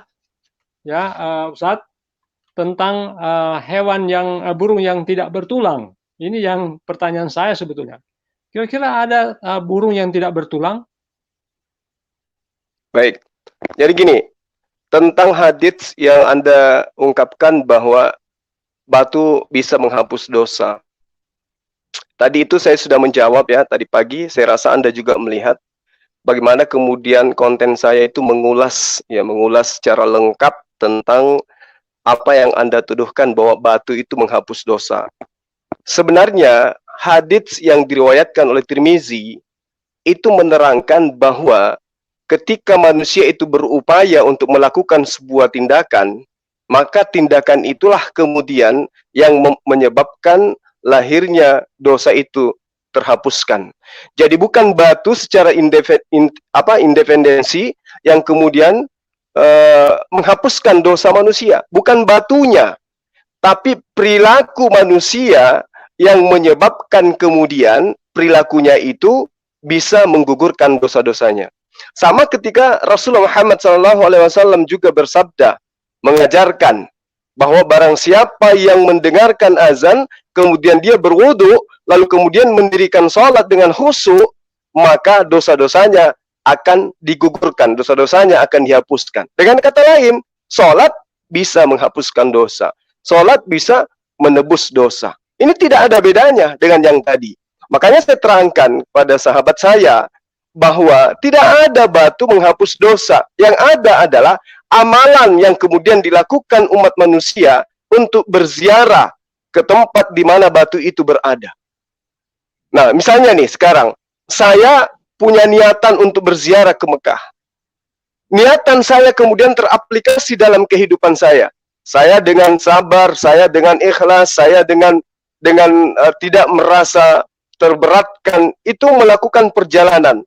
Tentu membutuhkan pengorbanan, tenaga, ya, dan lain-lain sebagainya. Nah, upaya inilah kemudian yang menggugurkan dosa-dosa saya. Upaya inilah kemudian yang menggugurkan dosa-dosa saya, bukan batunya. Setelah saya sampai di Mekah, kemudian saya menyalami batu itu, saya mengusap batu itu, saya menciumi batu itu. Posisi menyalami, menciumi, itu hanya sunnah. Karena Rasulullah pernah mencontohkan. Amalan yang dilakukan itu melahirkan adanya kondisi di mana dosa-dosa kita itu terhapuskan. Nah, terkait dengan batu ini menjadi saksi. Rasulullah Muhammad SAW mengatakan batu ini kelak akan berbicara, menjadi saksi. Yesus alaihissalam juga mengatakan batu ini menjadi saksi. Yosua juga mengatakan batu ini menjadi saksi. Bahkan hampir seluruh nabi-nabi di Bani Israel di dalam kitabnya itu senantiasa menjadikan batu itu sebagai saksi. Yakub juga menjadikan batu sebagai saksi. Bahkan Yosua dengan tegas mengatakan bahwa batu ini kelak akan menjadi saksi di hadapan Allah karena batu ini telah mendengarkan firman dari Allah. Nah, ini yang saudara tidak pahami. Sehingga ketika Anda membaca hadis dari Tirmizi, batu bisa menghapuskan dosa. Sebenarnya bukan batunya, tapi amalannya yang kemudian dilakukan oleh manusia untuk meraih nikmatnya ibadah berziarah ke sana, itulah yang menghapuskan dosa. Laksana sholat, bukan takbir, bukan salam yang menghapuskan dosa. Rasulullah Muhammad SAW mengatakan, ya, di dalam hadis Muslim, beliau menyatakan bahwa orang yang sholat zuhur itu akan dihapuskan, akan ditebus dosa-dosanya sejak dia sholat zuhur sampai semua dosanya ketika dia tadinya di sholat subuh. Orang yang sholat asar dihapuskan, ditebus dosa-dosanya dari sholat asar sampai sholat zuhur. Orang yang sholat maghrib dihapuskan dosa-dosanya sampai kepada sholat asar. Orang yang sholat isya, dosa-dosanya dihapuskan sampai kepada mundur ke sholat maghrib. Begitu seterusnya. Jadi bukan berarti sholat yang menghapus dosa. Saya sudah menerangkan tidak di dalam banyak ayat Allah itu Maha Pengampun. Innallaha ghafurur rahim. Innallaha ghafurur rahim. Innallaha ghafurur rahim. Allah Maha Pengampun. Allah yang Maha Pengampun. Bukan batunya yang Maha Pengampun. Tapi kemudian ada amalan ketika kita lakukan maka dosa kita itu terhapuskan. Amalannya salah satunya adalah puasa, sholat, wudhu dengan khusyuk, kemudian yang tadi mengusap atau mencium hajar aswad. Itu poinnya. Terima kasih. Oke. Mungkin Ustadz Alwan bisa menambahkan. Sebenarnya itu uraian Anda, itu kan bukan kata Allah, itu uraian Anda. Kalau berbicara tentang batu, memang di Alkitab juga disebutkan beberapa ya batu, tetapi itu hanya menjadi tanda, menjadi saksi, bukan menghapus dosa. Ya, karena di Al-Quran juga mengatakan bahwa amal kita ini bukan bisa menyelamatkan kita. Yang bisa menyelamatkan kita kan apa? Rahmat Tuhan. Ya, Muhammad saja tidak bisa mengakui bahwa dia tidak diselamatkan oleh karena amal, tapi oleh rahmat Allah. Jadi bukan karena uh, amal kita mengusap batu itu kemudian kita dihapus dosa kita, tapi apa? Rahmat Allah. Jadi itu kan sudah bertentangan sebetulnya dengan Quran sendiri. Karena Muhammad sendiri mengatakan bahwa dia sendiri tidak diselamatkan oleh apa? Oleh amal, tapi oleh apa? Rahmat. Oleh rahmat Allah. Ini yang Anda tidak pahami. Rahmat Allah itu datang karena adanya amal kebaikan. Rahmat itu datang karena apa? Karena adanya ketaatan. Orang yang taat kepada Allah akan mendatangkan rahmat. Orang yang ingkar kepada Allah akan mendatangkan kemungkaran. Itulah rahmat. Rahmat itu datang ketika orang itu melakukan kebajikan, melakukan perintah Allah. Nah, inilah yang saya maksud, seruannya untuk berziarah, menyeru Allah untuk memanggil kepada umat muslim untuk melakukan haji. Kami lakukan itu. Kami lakukan. Salah satu di antaranya adalah mengusap batu tersebut. Nah, inilah amalan-amalan yang kemudian menjadikan dosa-dosa kami itu dihapuskan. Bukan berarti batu ini yang menghapus dosa. Meskipun ada perkataan batu itu dapat menghapus dosa, tetapi yang dimaksud di sana adalah orang yang melakukan amalan itu akan mendatangkan sebuah faedah, di mana faedahnya dosa-dosa mereka itu akan dihapuskan dosa mereka. Itu yang perlu Anda pahami. Tapi kalau Anda katakan ngotot, mengatakan ini, terus buat apa batu-batu itu menjadi saksi? Apa tujuannya batu-batu itu menjadi saksi? Sementara jelas sekali di dalam pengajaran Islam, batu tadi ini akan menjadi saksi. Nah, itulah makanya amalan untuk melakukan itu bisa menghapuskan dosa, bukan batunya. Gitu loh, Bang. Saya tambahkan sedikit mungkin ya. Silakan Dinda. Ya, jadi begini Bang Ferry, saya pikir ketika ada orang beranggapan bahwasanya dosa itu bisa menghapuskan batu itu bisa menghapuskan dosa, itu pasti sebuah pernyataan yang aneh. Apalagi mengatasnamakan bahwasanya Islam mengajarkan umat Islam atau Muslim untuk mempercayai bahwa batu itu bisa mengampuni dosa. Itu sama sekali tidak benar. Kita semua bergantung bahwasanya Allah itu adalah yang maha pengampun ya, Ghafurun Ar-Rahim. Lalu yang disebarkan tadi oleh Ustaz Zuma itu bahwasanya yang dinilai itu adalah amal, dan itu dikonfirmasi bahwasanya innallaha, sesungguhnya Allah, la yanzuru ila suwarikum, ya Allah itu tidak melihat rupa bentuk kalian, walakin Allah yanzuru ila a'malikum, tapi Allah justru melihat amal-amal kalian. Jadi ini amalan, mutlak amalan.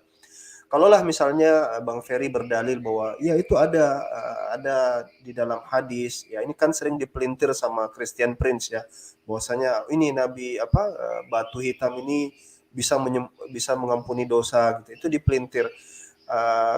Karena kalau Bapak baca hadis yang riwayat Ahmad, itu dijelaskan bahwasanya tidak hanya Hajar Aswad yang dikatakan dengan mengusapnya itu akan mengampuni dosa kita juga akan diampuni Allah, tapi juga termasuk salah satunya adalah rukun Yamani. Jadi rukun Yamani ini adalah salah satu sudut Ka'bah yang mengarah kepada Yaman. Jadi tidak cuma Hajar Aswad itu dalam hadis itu, ada juga rukun Yamani. Nah, Allah mengampuni dosa ini dengan amalan itu banyak. Setiap tetes air wudhu misalnya yang jatuh dari ketika kita wudhu itu juga menggugur-gugurkan dosa. Apa kita ingin katakan bahwasanya berarti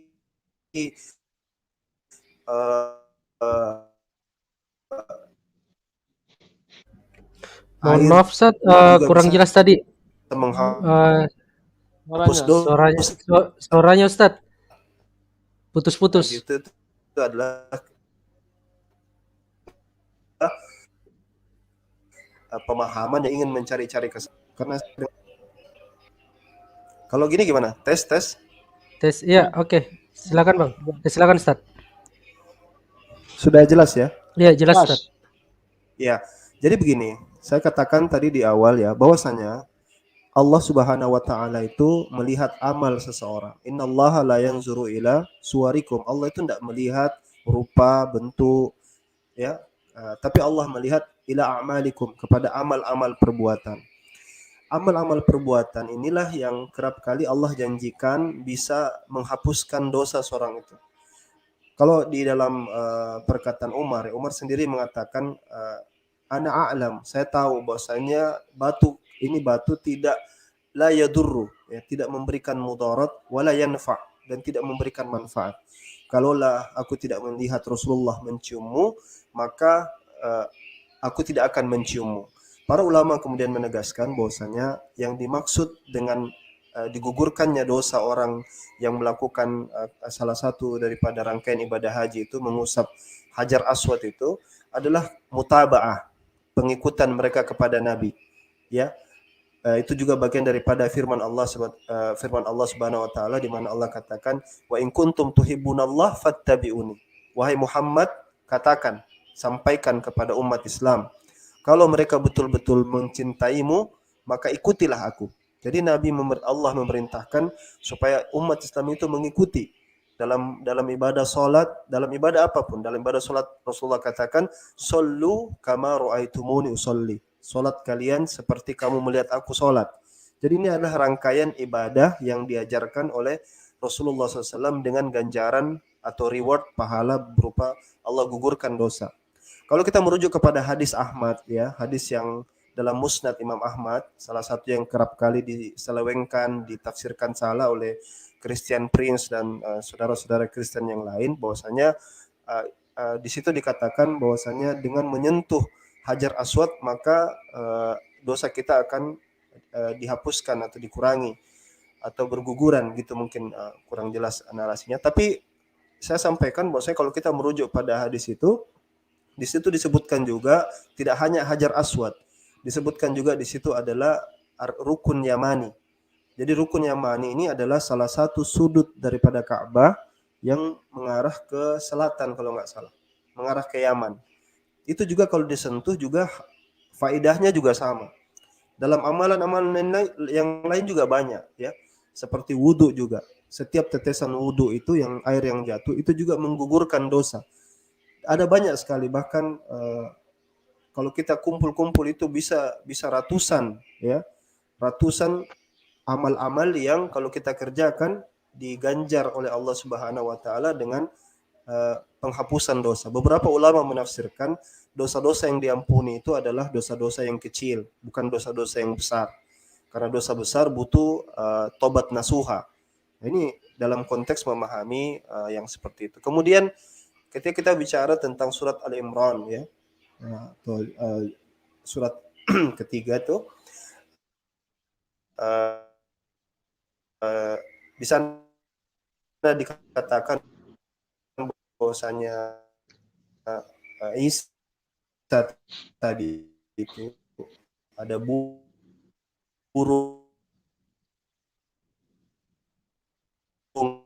ya, itu tidak ada di dalam tes. Ya, silakan, mungkin bisa diulang dulu sedikit Ustaz karena tadi sedikit gangguan suaranya. Jaringan Iya, jaringan saya mungkin kurang bagus ya. Oke. Saya sedikit lagi karena nanti kita gantian asar. Jadi yang saya sampaikan seperti itu, bahwasanya kalau untuk berbicara soal dosa batu menghapus dosa, itu bukan, batu itu la yadurru wa la yanfa. Batu itu tidak beri mudarat, tidak juga beri manfaat. Itu sudah jelas, itu clear, tidak ada satupun umat Islam. Terus kalau misalnya itu dikatakan memberi manfaat, dan kenapa tidak dikaitkan dengan rukun Yamani yang saya katakan tadi? Karena Imam Ahmad yang mengatakan bahwasanya batu itu dengan menyentuhnya itu bisa menggugurkan dosa, itu juga terjadi pada rukun Yamani tadi. Menyentuh rukun Yamani juga ketika haji itu juga bisa menggugurkan dosa. Jadi ini adalah sebuah tuduhan yang tidak berdasar, ya, tuduhan yang boleh dikatakan nyeleneh. Nah, kalau kita bicara tadi ya tentang yang sempat sebelumnya itu tentang hewan, burung tak bertulang. Nah, itu nanti tolong Pak Ferry di sini ditampilkan ya. Karena itu nggak ada di Quran, katanya itu ada di tafsir. Di depan saya ini ada tafsir Jalalain. Kalau memang dia coba disebutkan di halaman berapa biar saya cross check ya, tafsir Jalalain, atau saya nanti bisa bukakan di sini, nanti kita cross check di mana dikatakan burung itu tidak ada tulangnya ya. Itu kita harus cek itu. Nah, terus tapi yang pasti kalau di dalam Bible itu Pak Ferry juga harus mengkonfirmasi dan menjawab ya. Misalnya serangga berkaki 4 ya. Itu bagaimana itu serangga berkaki 4? Atau ada banyak sekali ya, atau kelelawar yang dianggap sebagai burung. Ada juga hewan melata yang dianggap sebagai herbivora. Hewan apa namanya tadi?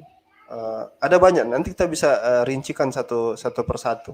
Nah, kalau memang ingin masuk ke ranah saintifik di dalam Quran dan Biblos, itu bisa kita bahas, atau itu bisa kita jadikan kajian pada sore ini. Tapi saya serahkan ke Bang Zuma. Kita ganti-gantian sholat. Saya sholat dulu, nanti silakan ditanggapi Pak Ferry. Ya, Oke. silakan Gurunda. Mungkin ingin menanggapi juga pertanyaan dari Bang Ferry tadi. Mungkin bisa diulang dulu Bang poin-poin pertanyaannya biar Gurunda bisa menjawab. Silakan Bang. Boleh saya tanggapi sebentar? Oh ya, silakan Bang, silakan. Kalau misalnya batu itu tidak beri manfaat, kenapa Muhammad bersabda bahwa batu itu bisa menghapus dosa? Ya kan? Kalau misalnya batu itu tidak memberi manfaat, kenapa Muhammad sampai bersabda bahwa batu itu bisa menghapus dosa? Ya kan? Jelas-jelas batunya tidak bisa memberi manfaat. Kenapa Muhammad mengucapkan pernyataan seperti itu? Baik, mungkin Gurunda Suma bisa Iya, dijawab baik. pertanyaannya, silakan. Jadi orang ini memang apa ya saya bilang, memang dia punya akal ada rada-rada gangguan kayaknya. Kenapa juga sholat itu diperintahkan untuk didirikan? Padahal sholat itu hanya gerakan. Kenapa? Karena pada sholat itu ada upah yang diberi oleh Allah melaksanakan hal sholat, wudhu, itu melahirkan sebuah kondisi di mana manusia dihapuskan dosa-dosanya. Sama seperti ketika dikatakan mencium, ya, menyalami, mengusap batu, menghapuskan dosa. Maksudnya bukan batunya yang menghapus dosa, pekerjaannya, amalannya. Itu makanya saya katakan bukan batu yang menghapus, tetapi amalan daripada perbuatan itu yang menghapuskan dosa. Nah, kalau misalnya kita ke Mekah berziarah, misalnya ada perintah untuk mendaki gunung misalnya mendaki bukit di sana. Nah, bukan bukitnya yang kemudian yang menghapus dosa. Ketika ada perintah, bila mana kau mendaki bukit itu, maka engkau akan terhapuskan dosamu. Bukit itu mampu menghapus dosamu. Maksudnya, ketika mendaki bukit, maka dosa manusia itu dihapuskan oleh Allah. Bukan bukit itu yang menghapus dosa manusia, tetapi Allah yang menghapus dosa manusia oleh karena upaya yang dilakukan oleh manusia untuk meraih hal tersebut. Makanya Umar mengatakan, sekiranya Rasulullah tidak aku lihat, menyentuh, menciummu, maka sesungguhnya aku tidak akan menyentuh dan menciummu. Karena sesungguhnya engkau hanya batu, tidak bisa memberikan faedah, tidak bisa memberikan bencana. Kurang apa lagi coba? Bukan berarti ada perintah mencium batu itu bisa menghapus dosa, kemudian Anda artikan, oh batunya yang menghapus dosa. Kalau itu benar, Bang Ferry, maka umat Islam itu ya akan berbondong-bondong ke sana hanya untuk mencium batu, tidak melakukan hal yang lain. Faktanya tidak. Ada juga di antara mereka yang tidak menyentuh, hanya melambaikan tangan. Mereka justru lebih cenderung kepada prosesi ibadah yang diwajibkan, yang sunnah-sunnah mereka sepelekan.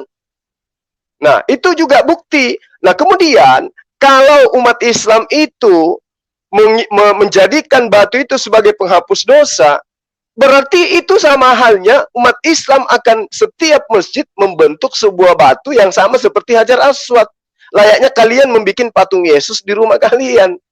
Patung Yesus di rumah ibadah kalian. Tapi kan umat Islam tidak ada yang melakukan hal seperti itu. Artinya batu itu bukan yang menghapus dosa, tapi perilaku.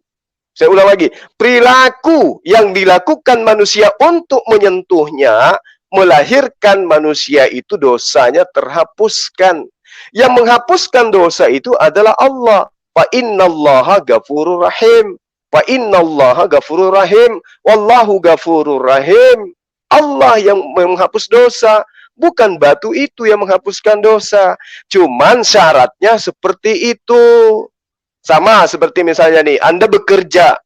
Kerja Anda di kantoran itu masak setiap hari. Nah, dengan masak, ternyata Anda bisa mendatangkan uang. Tapi bukan apa yang Anda masak itu yang memberikan Anda uang. Tetapi kalau dikatakan kalau Anda bekerja, Anda mendapatkan uang. Nah, ketika orang bekerja, misalnya dia bekerja sebagai tukang masak seperti yang saya gambarkan. Apakah apa yang dikerjakan itu yang memberikannya uang? Tidak, tapi yang memerintahkannya, yang memberikannya gaji. Bukan pekerjaan itu yang kemudian, ya, misalnya dia memasak nasi, nasi itu yang memberikan dia uang. Tidak. Tetapi dengan masak nasi setiap hari, maka orang itu mendapatkan upah. Sama seperti itu. Dengan dia mencium batu, maka Allah menghapuskan dosanya. Dengan dia bekerja sebagai tukang masak, maka pekerjaannya jadi tukang masak itu melahirkan adanya duit, gaji dari majikan. Sama seperti ini. Makanya dikatakan fa illam tajidu fa innallaha ghafurur rahim. Innallaha ghafurur rahim. Wallahu ghafurur rahim. Ayat ratusan di dalam Al-Quran menerangkan yang maha pengampun itu adalah Allah, bukan batu. Cuman salah satu upaya untuk mendapatkan pengampunan dari Allah, diantaranya wudhu khusyuk, kemudian sholatnya khusyuk, kemudian puasanya khusyuk. Itu yang membuat dosa-dosa itu berguguran. Jadi bukan karena batunya. Nah, ini hanya upaya Anda saja untuk kemudian bisa menekan umat Islam bahwa umat Islam itu menurut mereka batu itu menghapus dosa. Itu jangan dipaksakan, Bang Ferry, jangan dipaksakan. Meski ada dalil mengatakan menyentuh bisa menghapus dosa. Nah, bekerja bisa mendatangkan uang. Gitu. Coba Anda bekerja, bisa enggak uang itu dari hasil kerja itu Anda terima? Tentu tidak, tapi dari kekuatan lain. Anda bekerja, majikan Anda lah yang akan memberi Anda upah. Bukan pekerjaan yang Anda lakukan. Membersihkan mobil misalnya. Apakah mobil itu yang memberikan Anda duit? Tidak. Yang memberikan Anda duit adalah orang yang memerintahkan Anda untuk membersihkan mobilnya. Itu sederhananya. Sebetulnya saya tidak menekannya. Saya tidak menekan Islam. Saya hanya bertanya kan. Karena sebetulnya Anda sampaikan juga itu sholat itu kan tidak ada dikatakan sholat itu tidak ada gunanya, kan tidak. Yang tidak ada gunanya yang batu hitam kan tidak ada gunanya itu mencium atau apa, karena dia tidak membawa faedah. Tapi kan pertanyaan saya, kalau itu tidak membawa faedah, kenapa ditempatkan di itu kemudian diusap-usap? Kemudian Nabi juga bersabda bahwa menyentuh itu bisa menghapus dosa. Kalau tadi kan tidak pernah didengar sholat itu tidak ada gunanya, kan tidak seperti itu kan. Dan sekali lagi saya tidak menekankan, saya hanya kan bertanya. Itu ada bang, celakalah orang yang sholat tuh ada kan. Di mana itu, bro? Ya, coba Ustaz Alwan, ada ndak ini ayat yang sholat lagi masa sholat, lupa sama Kace? Lagi sholat. Oh, lagi sholat. Iya. Orang kan suka menghina, si Kace itu kan suka menghina, celakalah orang yang sholat. Maka atau tidak iya, berguna kan? Tidak berguna? Gimana? Maksudnya tadi kan kalau misalnya batu hitam kan dibilang tidak ada gunanya, itu tidak membawa manfaat. Tapi kan sholat kan membawa manfaat. Ya kan, justru itu orang Islam. Ya, ini sama. Malah dikatakan celakalah orang yang sholat. Berarti sholat itu bisa membuat orang celaka. Iya kan? Nah, tapi di sisi lain, ternyata sholat itu bisa memberikan faidah, pengampunan dosa, penebusan dosa dari upaya sholat. Berarti ada rangkaian materi yang harus dikaji di dalamnya. Sama seperti batu. Makanya Umar mengatakan, sekiranya Rasulullah tidak mencontohkan, mencium dan menyentuhmu, maka sesungguhnya aku tidak akan melakukan itu karena engkau tidak memberikan faedah.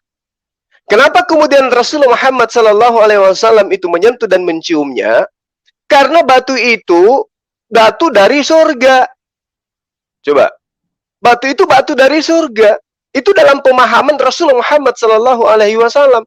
Batu itu menjadi saksi. Batu itu dari surga, ada dalilnya dalam Quran? Dalam hadits ada. Oh, hadis ya, tapi Quran tidak ada ya? Di Al-Quran tidak ada. Ada. Oke, lanjut.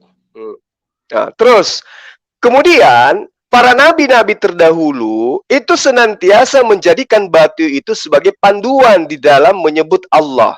Bahkan mereka menyebut Tuhan itu dengan gunung batu. Yosua menjadikan sebuah batu itu malah menjadi saksi dengan menyatakan bahwa batu ini telah mendengarkan firman yang diucapkan oleh Allah. Karena itulah batu ini yang akan menjadi saksi. Supaya kamu jangan menyangkal Allahmu. Itu diterangkan di dalam Yosua 24 nomor 26 sampai nomor 27. Nah, kenapa tadi saya mengatakan bahwa batu itu dari surga? Ini dalam pemahaman hadits yang diriwayatkan oleh Bukhari.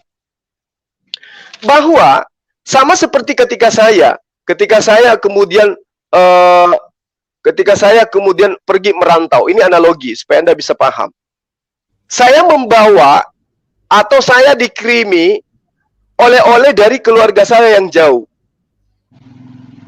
Misalnya saya merantau ke luar negeri, kemudian dari kota Makassar saya dikirimi sebuah cincin oleh bini saya yang saya cintai.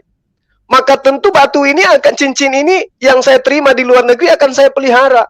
Akan saya ciumi, akan saya usap selalu. Kenapa? Karena ini adalah cenderamata dari cinta, dari orang yang saya cintai. Nah, seperti itulah batu Hajar Aswad itu. Dari Allah, dari surga, kemudian datang di atas muka bumi ini, kelak akan menjadi saksi. Nah, itu yang saya bisa sampaikan berdasarkan hadits yang ada di dalam ajaran agama Islam. Jadi bukan kemudian batu itu mengampuni dosa, sehingga umat Islam itu melupakan Allah. Lalu kemudian mengutamakan, yang penting menyentuh batu, kita akan selamat, karena batu itu telah menghapus dosa kita. Oh, tidak bisa seperti itu. Seperti misalnya ketika Nabi Musa alaihissalam membuat sebuah patung. Ya, Nabi Musa membuat patung dari patung tembaga berbentuk ular. Siapa yang memandang ular tersebut, patung ular tersebut, maka orang tersebut akan sembuh dari penyakit. Nah, sekarang pertanyaannya, apakah ular ini yang menyembuhkan ataukah ada Allah yang menyembuhkan? Karena di dalam kitabnya Nabi Musa, barang siapa yang memandang patung ular tersebut, maka dia akan disembuhkan. Nah, gimana tuh kalau kita misalnya ditanyai, patung ular dari tembaga yang diajarkan oleh Nabi Musa bisa menyembuhkan orang yang lagi sakit. Itu gimana itu ceritanya? Kita akan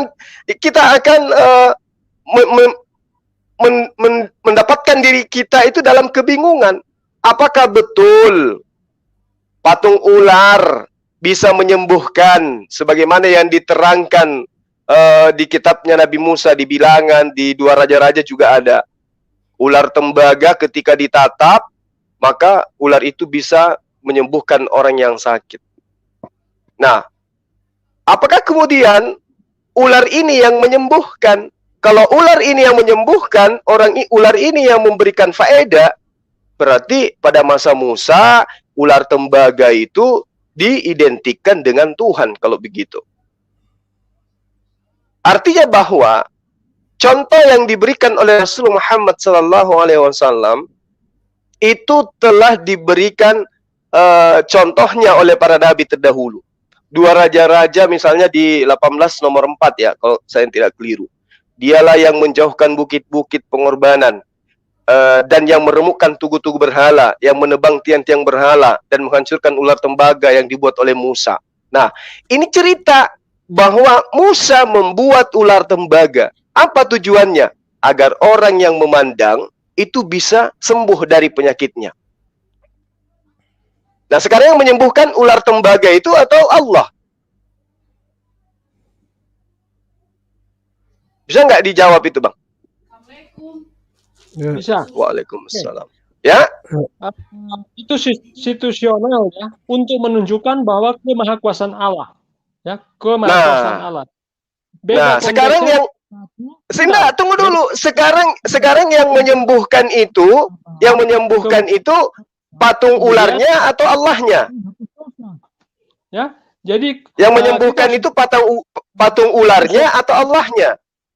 waktu itu Musa mau menunjukkan bahwa kemahakuasaan Allah beda dengan situasi pada Muhammad. Muhammad sudah Nah, ditempatkan. itulah kelicikan Anda, akal bulus Anda. Anda selalu ingin menyamanyamakan kondisi, padahal kondisi pada masa itu berbeda dengan masa Rasulullah Muhammad SAW. Pada masa Musa itu belum ada ketentuan. Tidak ada ketentuan bahwa ajaran Musa itu seperti yang digambarkan di dalam kitab Bilangan 21 nomor 4 sampai nomor 9 itu menjadi sebuah panutan yang akan terjadi secara turun menurun. Buktinya Yesus tidak melakukan hal yang dilakukan oleh Musa. Bagaimana ketika Musa membuat ular tembaga, kemudian ular tembaga itu kemudian ular tembaga itu Musa simpan di sebuah tiang. Ya kan? Jadi ketika Musa melakukan itu di hadapan banyak orang, kemudian kalau Muhammad kan dibilang batu itu dari surga, siapa saksinya? Tiba-tiba batu itu sudah muncul, katanya. Ya, itu yang bekerja itu iman, Pak. Mau dia dari surga, mau dia dari Papua, itu iman yang bekerja. Sekarang masalahnya adalah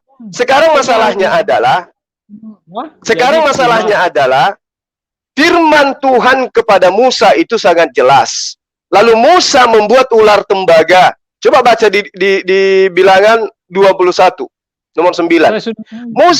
Musa membuat ular tembaga. Berarti dia membuat patung. Lalu patung ular ini diikat di sebuah tiang. Maka jika seseorang dipatok ular dan ia memandang kepada ular tembaga tersebut, maka orang itu tidak mati, ia akan tetap hidup. Nah, sekarang yang memberi hidup patung itu atau Allah?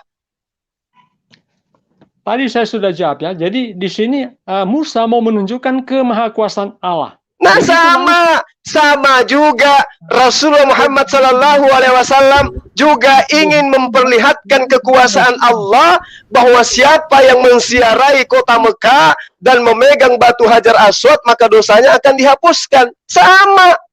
Kalau saya juga bertanya kepada Anda, kenapa bisa ular tembaga menghidupkan? Coba. Patung ular bisa menghidupkan, kenapa bisa? Oke, sebentar. Jadi sebetulnya beda batu hitam yang ditempatkan di Ka'bah yang Muhammad. Apa bedanya dengan patung ular yang ditempatkan Musa di sebuah tiang di gurun? Apa bedanya? Bedanya dia di gurun karena dia patung ular, gitu. Berasal dari surga. Siapa saksinya tidak ada, ya kan? Kemudian ya, kalau sama, ini juga patung. Ini patung, mau dia dari surga, mau dia dari mana, itu bukan jadi alasan, Pak. Coba dengarkan saya. Itu bukan alasan, oh karena batu itu dari surga sehingga dia bisa menghapus dosa. Itu bukan alasan. Yang jadi masalah sekarang adalah Musa membuat sebuah patung ular. Siapa yang memandang patung ular itu, maka dia akan memperoleh hidup. Sekarang, yang memberi hidup batu atau patung ular itu, atau Allah?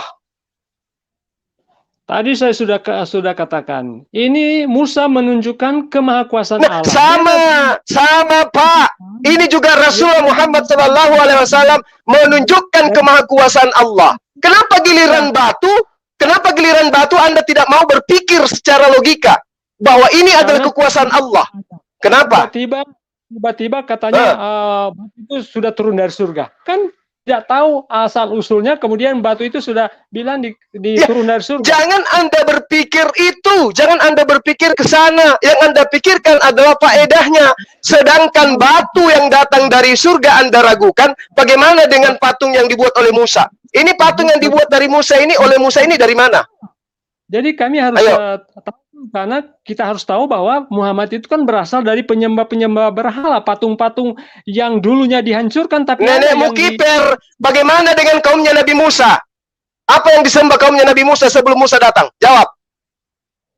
Jawab. Kenapa? Sebelum Nabi Musa datang mengajarkan tentang Hasem, apa yang disembah oleh Bani Israel? Ya, ada juga mereka buat patung emas dari lembu. Kenapa? Nah, itu Anda.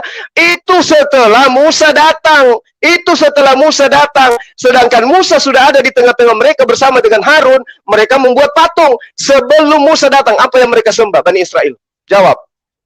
Mereka itu ada juga penyembah-penyembah berhala karena mereka terpengaruh. Sebelum Nabi Musa datang, apa yang mereka sembah? Mereka juga ada penyembah-penyembah berhala, ya. Kemudian, nah, itu Anda sudah jawab. Itu Anda sudah jawab. Sama seperti Rasulullah Muhammad SAW. Kaumnya Rasulullah Muhammad SAW itu memang tidak pernah dianggap sebagai kaum. Tidak pernah dianggap sebagai bangsa. Ketika Allah berkarya kepada Bani Ishak, Allah tidak berkarya kepada Nabi Ismail alaihissalam.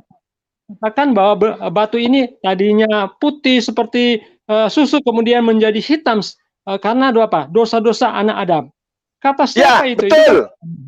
Itu betul. Ini gambaran bahwa dosa itu begitu dahsyat membinasakan manusia.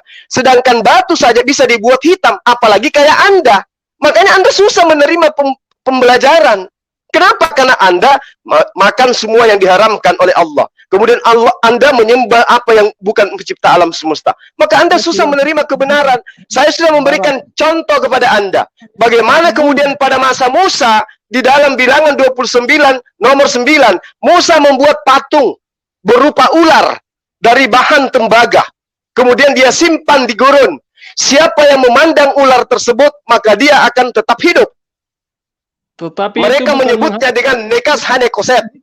Coba, ular tembaga yang suci. Ayo. Sampai saat ini masih sekarang saya tanya sama Anda. Yang memberi hidup yang kekal patung ular atau Allah? Oke, situasional. Itu sebabnya orang Israel tidak lagi menempatkan ular itu. Tunggu dulu, jangan kayak Paulus Anda terlalu mulus kalau berdialog. Saya tanya yang pada masa Musa, saya tidak tanya situasional, saya tidak tanya itu.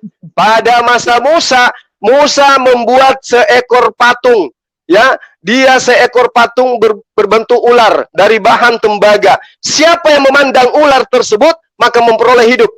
Saya tanya sama Anda, yang memberi hidup patung itu atau Allah?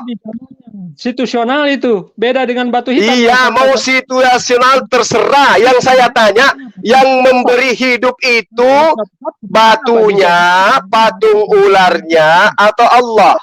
Jawab. Beda itu. Jadi beda situasional. Iya, Anda memang selalu mengelak kalau ditanya. Anda tidak akan pernah tidak menghindar kalau ditanya. Kenapa? Anda pengikut Paulus, Anda penyembah manusia, Anda tidak bisa berfungsi akalnya. Saya tanya, yang menghidupkan patung ularnya atau Allahnya? Saya ulang. Kalau Anda tidak bisa menjawab, saya kick Anda dari sini. Saya tanya, di dalam bilangan 21 nomor 9, Musa membuat patung berupa ular. Siapa yang memandang patung itu, maka dia akan memperoleh hidup. Pertanyaan saya, yang memberi hidup patung itu atau Allah? Jawab. Saya sudah jawab tadi, situasional. Mereka tidak menggunakan lagi sekarang. Di-kick aja nih Nanda. Orang ini tidak waras, orang ini sakit. Silakan di-kick. Saya mohon maaf, Pak Ferry, saya hanya bisa berdialog dengan orang yang menggunakan akal sehat. Ternyata Anda memang betul-betul sakit otak. Di-kick Nanda, di-kick. Mending saya dialog dengan 1 juta orang cerdas daripada 1 ekor orang bodoh, bahlul dan tolol seperti ini. Kick, mohon di-kick. Oke. Dikik, Maaf dikik. kalau ada kata-kata yang tidak berkenan. Kita hanya diskusi ya. Oke, sorry. Bukan Kita diskusi hanya- ini namanya, bukan diskusi. Ini menunjukkan kebodohan dan ketololan Anda. Mohon maaf saya harus katakan itu. Saya Oke, tanya, siapa yang menghidupkan patungnya atau Allah? Apa yang Anda katakan? Oh, itu tidak sama. Itu situasional. Itu bukan jawaban orang yang memiliki ilmu, Pak. Kalau ditanya itu jangan mengelak, jangan kayak Paulus pendiri Kristen. Ya, Itu situasional. coba kalau Anda tanya kepada saya, apapun Ya. pertanyaan Anda akan saya jawab dengan baik, sesuai dengan apa yang Anda inginkan. Anda ketika saya tanya, berkelit salto ke sana kemari. Oh, itu tergantung situasi. Oh, itu berbeda. Oh, itu coba pada saya- zaman Musa. Saya tengahi. Oke, dikik aja orang ini. Ya, Ferry, mungkin masih banyak serigala lain yang bisa diajak dialog dengan baik. Orang ini tidak bisa mencerdaskan. Sepertinya admin ini lagi tidak aktif mungkin. Dek Surya, Bang Ferry begini, coba dijawab aja dulu. Bisa dijawab, itu kan pertanyaannya cuma dua ya. Siapa yang memberi hidup? Patung ular itu atau Allahnya Musa? Tuhan yang memberi hidup. Ya, Tuhan yang memberi hidup. Itu aja. Oke, cukup. Ya. Silakan dilanjut Bang Zuma. Saya rasa tidak perlu karena Oke. tidak memberikan faedah apa-apa. Di-kick aja sahabat kita ini. Karena sudah tidak setuju, oke, saya mengundurkan diri. Oke, saya pamit Oke, ya. baik. Kalau ada Baik, yang oke. tidak berkenan, ya, mohon maaf ya. Kita kan selalu diskusi, jadi janganlah emosi. Lain kali Bang Ferry kalau cuma modal ngotot, jangan pernah mau berdiskusi dengan kami Muslim, karena kami berdasarkan data, Pak, bukan asumsi. Agama itu tidak didukung oleh asumsi, harus data akurat. Oke? Tadi kan Anda juga katakan iman. Tadi kan Anda juga katakan iman. Iya kan? Iya, Anda betul. sendiri tadi. Nah, sekarang kalau saya menjelaskan tentang informasi datangnya batu dari langit, Anda tidak akan percaya. Tapi kalau Anda dikatakan ada Tuhan nuzul lewat vagina menjadi manusia, Anda percaya. Ada pencipta alam semesta dibunuh oleh manusia, Anda percaya. Anda katakan apa itu? Iman. Masalahnya Allah begini. Maha Kuasa. Allah Maha Kuasa mendatangkan sebongkah batu dari surga, Anda tidak percaya. Tapi Tuhan menjelma menjadi manusia, dibunuh manusia, Anda percaya. Sekarang Pokoknya bukan- sadar enggak Anda tuh? Tapi itu Muhammad Sadar yang enggak bersuruh. Anda? Waras tidak Anda? Coba. Kan beda. Beda, bukan Allah yang bersabda bahwa batu hitam bisa menghapus dosa, tapi Muhammad. Sekarang begini. Oke, sekarang begini. Kitab Anda yang 4 itu firman Allah atau sabda daripada pengarangnya? Saya tanya sama Anda. Mana yang bisa masuk akal? Sekarang saya tanya sama Anda. Sekarang saya tanya. Kitab Anda yang 4 itu firman Allah atau pengarang yang menuliskan? Firman Allah. Saya tanya dulu. Firman Allah, Firman oke. Firman Allah itu yang menerima firman dari Allah, utusan Allah yang datang pada abad pertama siapa? Yesus, Lukas, Markus, Paulus, atau siapa yang utusan Allah? Jawab saya, Pak. Yang menjadi utusan Allah, yang menjadi wakil Allah, penyampai firman di atas muka bumi, Yesus, atau Markus, atau Lukas, atau Paulus pada masa abad pertama. Yesus itu adalah kekal. Ya, Yesus itu adalah Saya kekal. tidak Jadi tanya itu Yesus kekal atau inilah saya katakan, saya tidak cocok dengan Anda karena ketika saya tanya Anda menggunakan akal bulus. Lain ditanya, lain yang Anda berikan jawabannya. Jadi mungkin Anda lebih baik keluar dari sini. Oke, Bang? tidak masalah. Tidak masalah Iya, kan kita silakan. Iya, Anda kan saya tanya siapa yang sebagai wakil Tuhan menerima firman pada abad pertama? Apa jawaban Anda? Yesus itu kekal. Anda nggak nyambung. Oke, silakan dengan hormat Anda boleh angkat kaki dari room kita. Silakan, Bang, silakan, Bang. Yang Silakan, keluar dari Bang. mulutnya, kalau Anda Silakan, juga mau Bang. kick, nah, Silakan. Saya tanya kalau begitu, yang keluar dari mulut vagina Maria itu Tuhan atau manusia? tidak perlu ditanyakan itu. Ya udah. Abang keluar dari sini. Dengan hormat saya minta, silakan. Oke, silakan. Kalau Anda mau kick, gimana masalah? Kan? Saya pikir cukup ya. Oke. Ya memang kadang-kadang ya dalam diskusi itu biar sehat, biar enak itu harus dua arah gitu. Jangan cuma kita satu arah. ke Iya. kiri, yang dijawab ke kanan. Itu juga kadang agak menggemaskan. Ya, Ustaz. Oke, baik ini Ustaz, di backstage ini sudah ada Ikhwan ya. Assalamualaikum Ikhwan. Mungkin ada yang ingin Waalaikumsalam warahmatullahi wabarakatuh. ya, mungkin ada yang ingin ditanyakan kepada Gurunda Zuma atau Ustaz Alwan. Tafadhol silakan. Jadi begini, Nanda Surya, ya. Ya, Gurunda. Saya luruskan kembali. Forum kita ini buat Kristen untuk bertanya. Kalau sesama Muslim hanya sekedar sharing. Ya, maksud saya Gitu. seperti itu Gurunda. Ya. Iya. Jadi kalau Kristen yang masuk, mereka boleh bertanya ke kita. Tapi selama tidak seperti tadi, ditanya kembali dengan pertanyaan yang sama, ya itu saltonya entah kemana. Kenapa? Karena akalnya nggak berfungsi. Agama meyakini agamanya dengan akal-akal. Padahal nyata di dalam kitabnya bilangan 21 terurai dari nomor 4 sampai nomor 9. Bagaimana kemudian Musa membuat patung dari tembaga berupa ular. Siapa yang memandang ular tersebut, maka dia akan memperoleh hidup. Nah, ketika ditanya, yang memberikan hidup ini patung ularnya atau Allahnya? Apa dia jawab? Oh, itu beda. Itu situasional, kata dia. Nah, itulah. Jadi payah kalau berdialog dengan orang kayak begitu. Habis-habis energi. Ya, betul Bang. Ya. Baik, mungkin Bang Ikhwan silakan.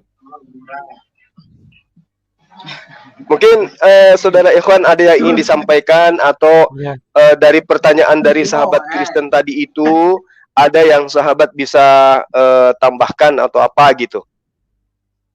Waduh, silakan. Ya. Ini baik, kalau begitu saya undang Bang Kerol lagi deh kalau begitu, Bang Kerol. Mungkin mau berdiskusi lagi Bang Kerol. Terima kasih. Ini saya mau boleh menambahkan atau melanjutkan dari surat An-Nahl 66. Silakan Bang Kerol, silakan. Iya, surat An-Nahl 66. Mohon maaf ya, yang saya hanya ingat ya terjemahannya lah. Kami memberimu minum berupa ya saya lupa, mohon maaf. Jadi berupa susu ya kalau tidak salah ya. Berupa susu yang keluar dari sapi, ada keluar dari ya, dan ada itu ada di antara kotoran dan darah. Nah, seputaran itu. Saya ingin melihat ayat ini dari sisi sains ya. Ya. Seperti biasa juga saya tertarik untuk mengangkat soal sains dari ayat-ayat Quran. Dan ternyata ayat ini di samping bernilai sains, berwarna nubuatan yang kini terpenuhi ya. Kalau dulu sepertinya belum terpenuhi, sekarang terpenuhi dalam arti ada temuan baru dan diterima bahwa susu dari sapi itu juga bahkan mungkin kambing ya. Kalau dalam peternakan modern yang menggunakan alat perah elektronik ya, yang ya tidak ya katakanlah tidak melihat kondisi sapi tersebut, sehingga terjadi infeksi tertentu di susunya di sapi itu ya, organ perah sapi itu, dan semakin jelaslah susu itu keluar dari darah, di antara darah dan kotoran, karena memang susu sekarang sapi juga ya, kalau diteliti lebih jauh terkandung sekian persen ya, walaupun sedikit tapi sekian persen nanah dan juga kotoran lain sebagai akibat dari infeksi sapi itu sendiri atau sapi bersangkutan. Ya sampai di sini dulu mungkin yang saya info atau yang saya bawakan. Terima kasih. Jadi ada nilai nubuatan yang terpenuhi ilmiah yang itu singkatnya sih. Iya, Mungkin Adinda Awal mau sikapi dalil tersebut. Wa inna lakum fil an'am la ibrah. Iya benar ini, bahwasanya emang begini, tidak hanya dalam hewan, bahkan penciptaan langit dan bumi itu semua ada hikmah, ibrah gitu. Allah itu tidak menciptakan segala sesuatu itu abasa, sia-sia. Bahkan manusia ini kita diciptakan ini ada tujuannya, ya tidak cuma untuk lahir, tumbuh, besar, lalu mati, tidak. Tapi ada ibrah, ada hikmah. Nah, Allah memerintahkan kita untuk bertadabbur, ya, mempelajari segala sesuatu yang ada di muka bumi ini. Dijadikan ibrah semua. Di dalam surat An-Nahl yang dibacakan tadi oleh Ustaz Zuma dan Bang Karol itu bahwasanya bagaimana bisa ya di dalam ternak itu, dalam hewan ternak, dalam hal ini sapi. Bang Zuma itu, muncul di LC apa itu? Suara saya kedengaran kan? Iya. Oh iya, saya lanjut ya.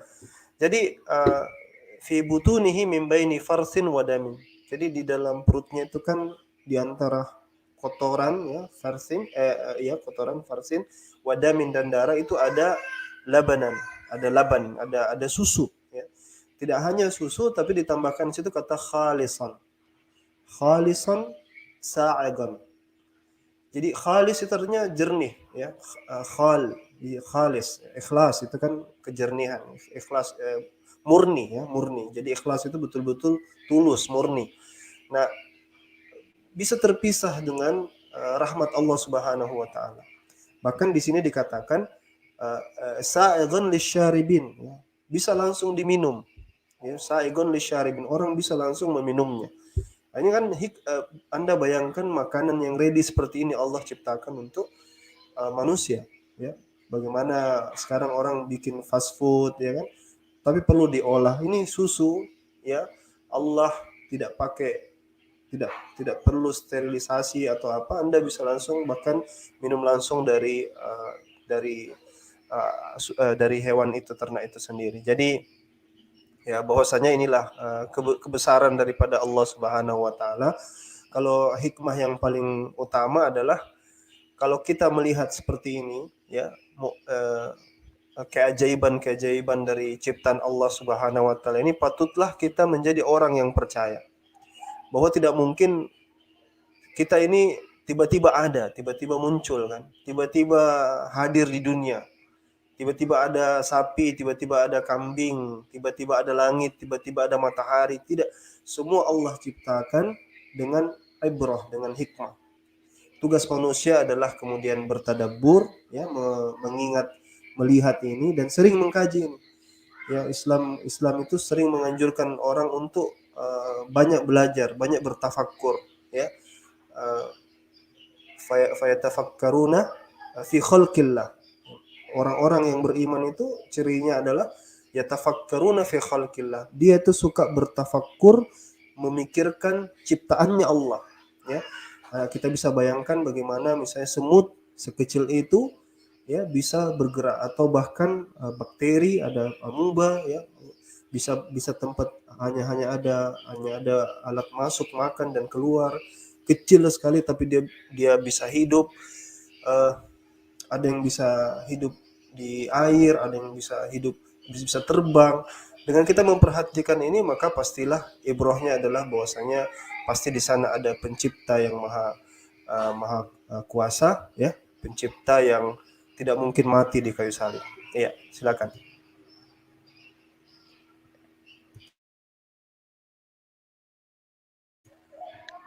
Baik, Dinda, saya mungkin tambahkan sedikit ya. Ya, silakan Gurunda. Ya, dan saya sapa juga ini, kita sapa dulu Bang Dewa. Assalamualaikum warahmatullahi wabarakatuh. Waalaikumsalam warahmatullahi wabarakatuh. Jadi Bang Kerol udah keluar? Iya, udah keluar Gurunda. Ya, jadi nggak apa-apa kita bahas sedikit ya terkait dengan apa yang Bang Kerol tunjukkan kita pada pagi hari ini, pada sore hari ini ya. Bagaimana kemudian 1400 tahun silam itu Al-Quran membuktikan kebenarannya sebagai kalamullah.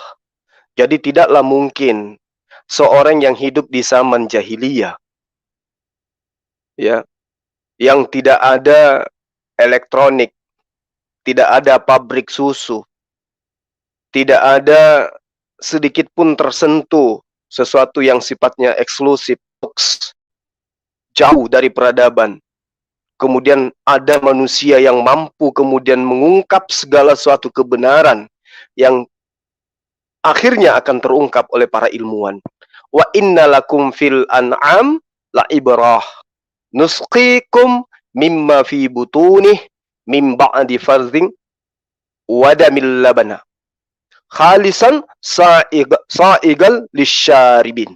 Ini sangat luar biasa.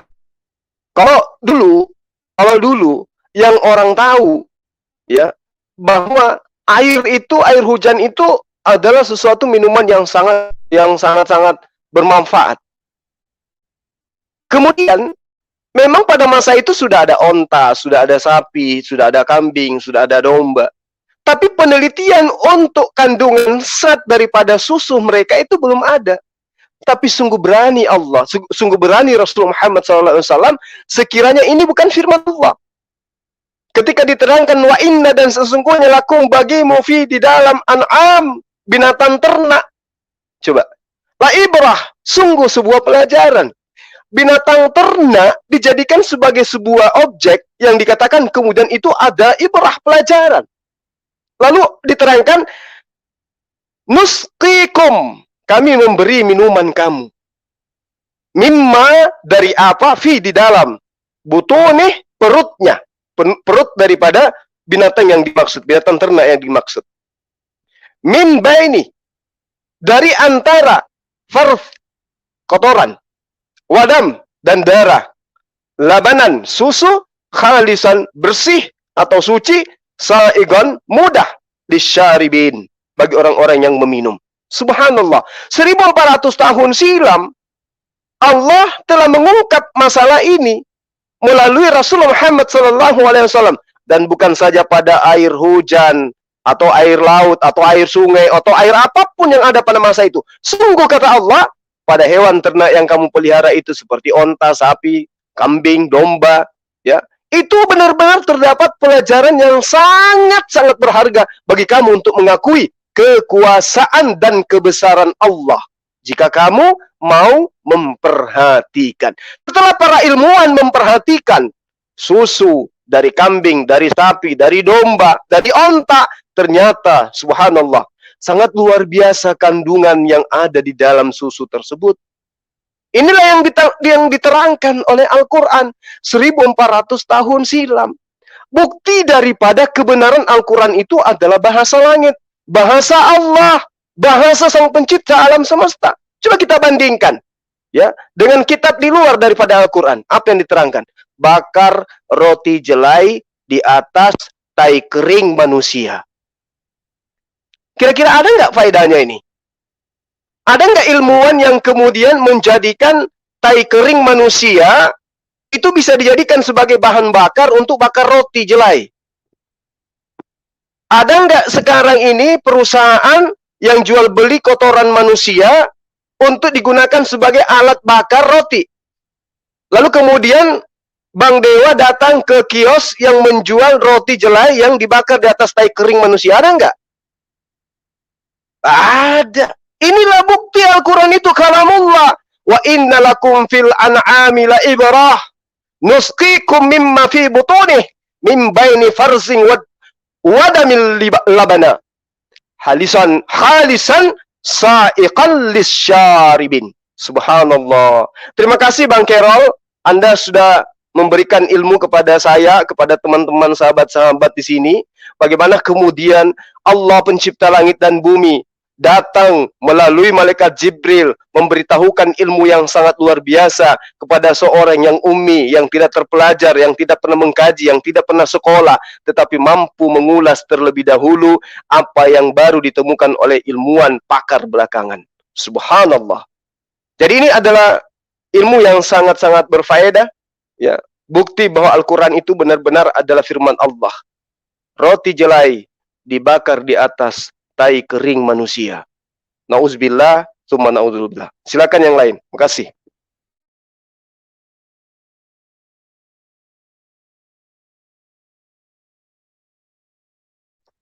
Sudah pada tidur? Sudah pada tidur? Iya, mana Bang Dewa? Bang Dewa, silakan dilanjut. Ya. Dia lagi makan roti jelai.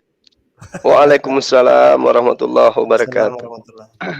Aduh, izin batuk dulu boleh ya, Pak ya? Aduh, ini batuk nggak enak nih. Keselak roti jelai? Nggak, posisi Dewa masih sakit sebenarnya ini ya, tapi Oh. Dewa masih sakit Bang ini Bang, gara-gara kurang istri begini nih, mestinya tambah istri. Allahu Nggak, Akbar, Masya Tadi Allah. bingung ya, ini tadi ada yang bahas burung tak bertulang. Ini burung apa sih sebenarnya ini Bang? Burung tak Ya, bertulang. entahlah juga. Kalau burung itu berbiji, Dewa tahu, percaya. Burung bertulang itu nggak ada. Sampai Dewa tadi sempat nyari hadisnya itu nggak ada gitu. Terus udah mah burung, bahas susu pula. Itu kan orang-orang ateis kemarin yang menjelaskan bahwa susu itu di antara kotoran dan darah itu tidak tercampur. Dan videonya itu ternyata itu diakalin sama orang-orang umat sebelah. Terus di-share akhirnya begitu. Padahal orang ateis itu begitu percaya dengan ilmu sen yang dari Al-Quran itu betapa luar biasa gitu. Dan disitulah kita itu harus berpikir. Betul kata Bang Juma. Nabi Muhammad hidup bukan di zaman John Travolta, di zaman Rambo. Nabi Muhammad hidup bukan di zaman sabu-sabu, tapi di zaman batu. Tapi kenapa bisa mengetahui ilmu sen? Apakah itu dari Nabi Muhammad? Bukan dari Nabi Muhammad. Itu dari Allah Subhanahu wa taala. Terus menceritakan juga hujan, bagaimana hujan betapa luar biasa. Dan kita hidup seperti Mahadewa ya, hidup dari garis kemungkinan, belum pernah ngerasain yang namanya mandi shower. Akhirnya hujan, mandi shower Dewa, kayak film India sambil nyanyi. Itu luar biasa, Bang. Apa yang ditanyakan ini, Bang Alwan? Terus mengenai soal apa? Ini Hajar Aswad. yang ditanyakan itu, apakah kedepannya akan ada perusahaan jual beli kotoran manusia untuk bahan bakar roti jelai gitu maksudnya. Oh, kalau untuk pupuk itu ada pupuk ya, karena pupuk itu kan dari kotoran itu ada. Tapi kalau misalkan roti jelai, oh ini ilmu sen yang ngaco. Tidak ada sama sekali di zaman now. Ilmu sen di kitabnya Kristen ada Yehezkiel 4 nomor 12. Betul, di kitab mereka ada. Bukan disuruh bakar loh itu, disuruh makan. Makanlah roti itu seperti roti jelai yang bundar dan engkau harus membakarnya di atas kotoran manusia yang sudah kering di hadapan mereka. Mana itu? Betul. Dan itu tidak betul ada pula? sama sekali. Iya, maksudnya saya curiga. Betul itu ada di dalam label, tetapi tidak dibenarkan di dalam ilmu sen. Tidak ada ilmu sen yang sejalan. Kirain bener situ sering cicipin. Belum pernah ya? Yang bawah tuh, Kang Erik tanyain tuh, yang bawah sering, yang namanya Erik Garut, beliau sering makan kotoran itu. Makanya itu wajahnya meresahkan masyarakat itu dia. Tadi Peri itu aneh ya, berapa kali dibahas soal Hajar Aswad bisa menghapus dosa. Bahkan ketika Umar bin Khattab berada di belakang di musim tawaf, Umar bin Khattab ingin mencium batu Hajar Aswad. Tetapi karena Umar bin Khattab berada di belakang jauh, akhirnya Umar bin Khattab itu menendang, memukul semua yang sedang berhaji di situ. Sampai akhirnya dia berhasil mencium batu Hajar Aswad. Pada saat itu Rasulullah marah kepada Umar. Wahai Umar, sesungguhnya mencium batu Hajar Aswad ini adalah sunnah. Tetapi kau sudah menyakiti banyak orang. Kau sudah berdosa, minta maaf kamu pada mereka semua. Itu kan sudah bukti itu. Apa mereka tahu riwayat mengenai hadis itu? Tidak, jelas tidak mengerti. Cuma yang tertarik ini bahas masalah batu sih ya. Burung tanpa daging ini. Ini burung yang mana yang dibicarakan ini? Dewa sempat mencari loh Bang ini Bang hadisnya Bang, dan ternyata tidak ada hadisnya di sini. Burung tanpa tulang, kalau burung emang nggak ada. Iya, burung biji ada. Terus bahas lagi susu ini klop banget ini. 21 tahun ke atas ini ya. Ya itu dulu lah dari Dewa, itu dulu. Sambil nunggu Oten yang naik lah. Ya, makasih Bang Dewa. Oke, Gurunda, ini di backstage sudah ada Bang Carol. Mungkin masih mau melanjutkan diskusinya, saya tampilkan. Iya, silakan. Baik, silakan Bang Kerol. Mungkin Iya. masih ada yang mau didiskusikan, silakan.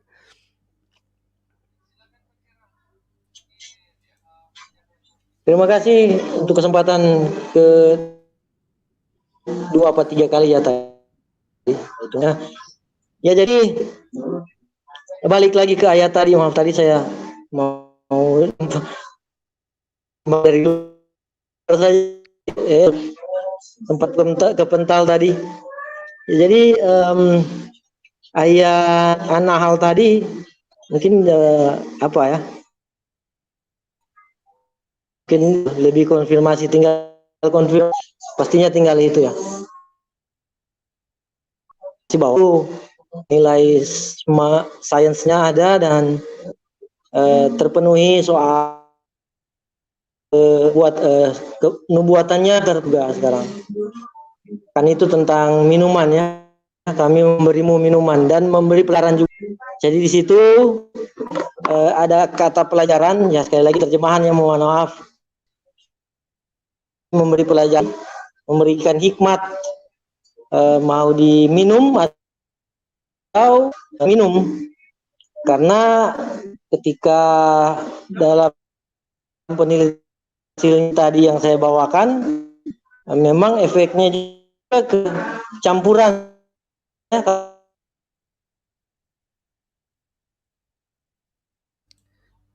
Ya, putus-putus Bang Ya, Kerol. mohon maaf Bang Kerol, suaranya kurang jelas Bang Kerol.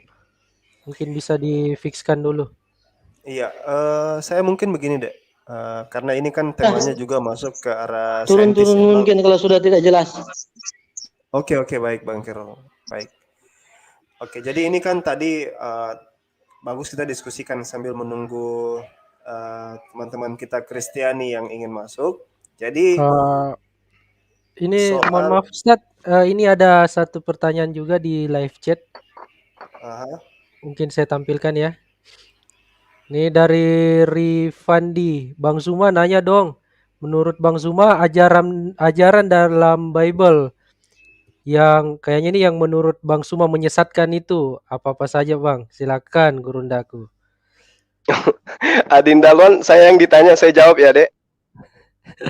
Iya, silakan. Iya.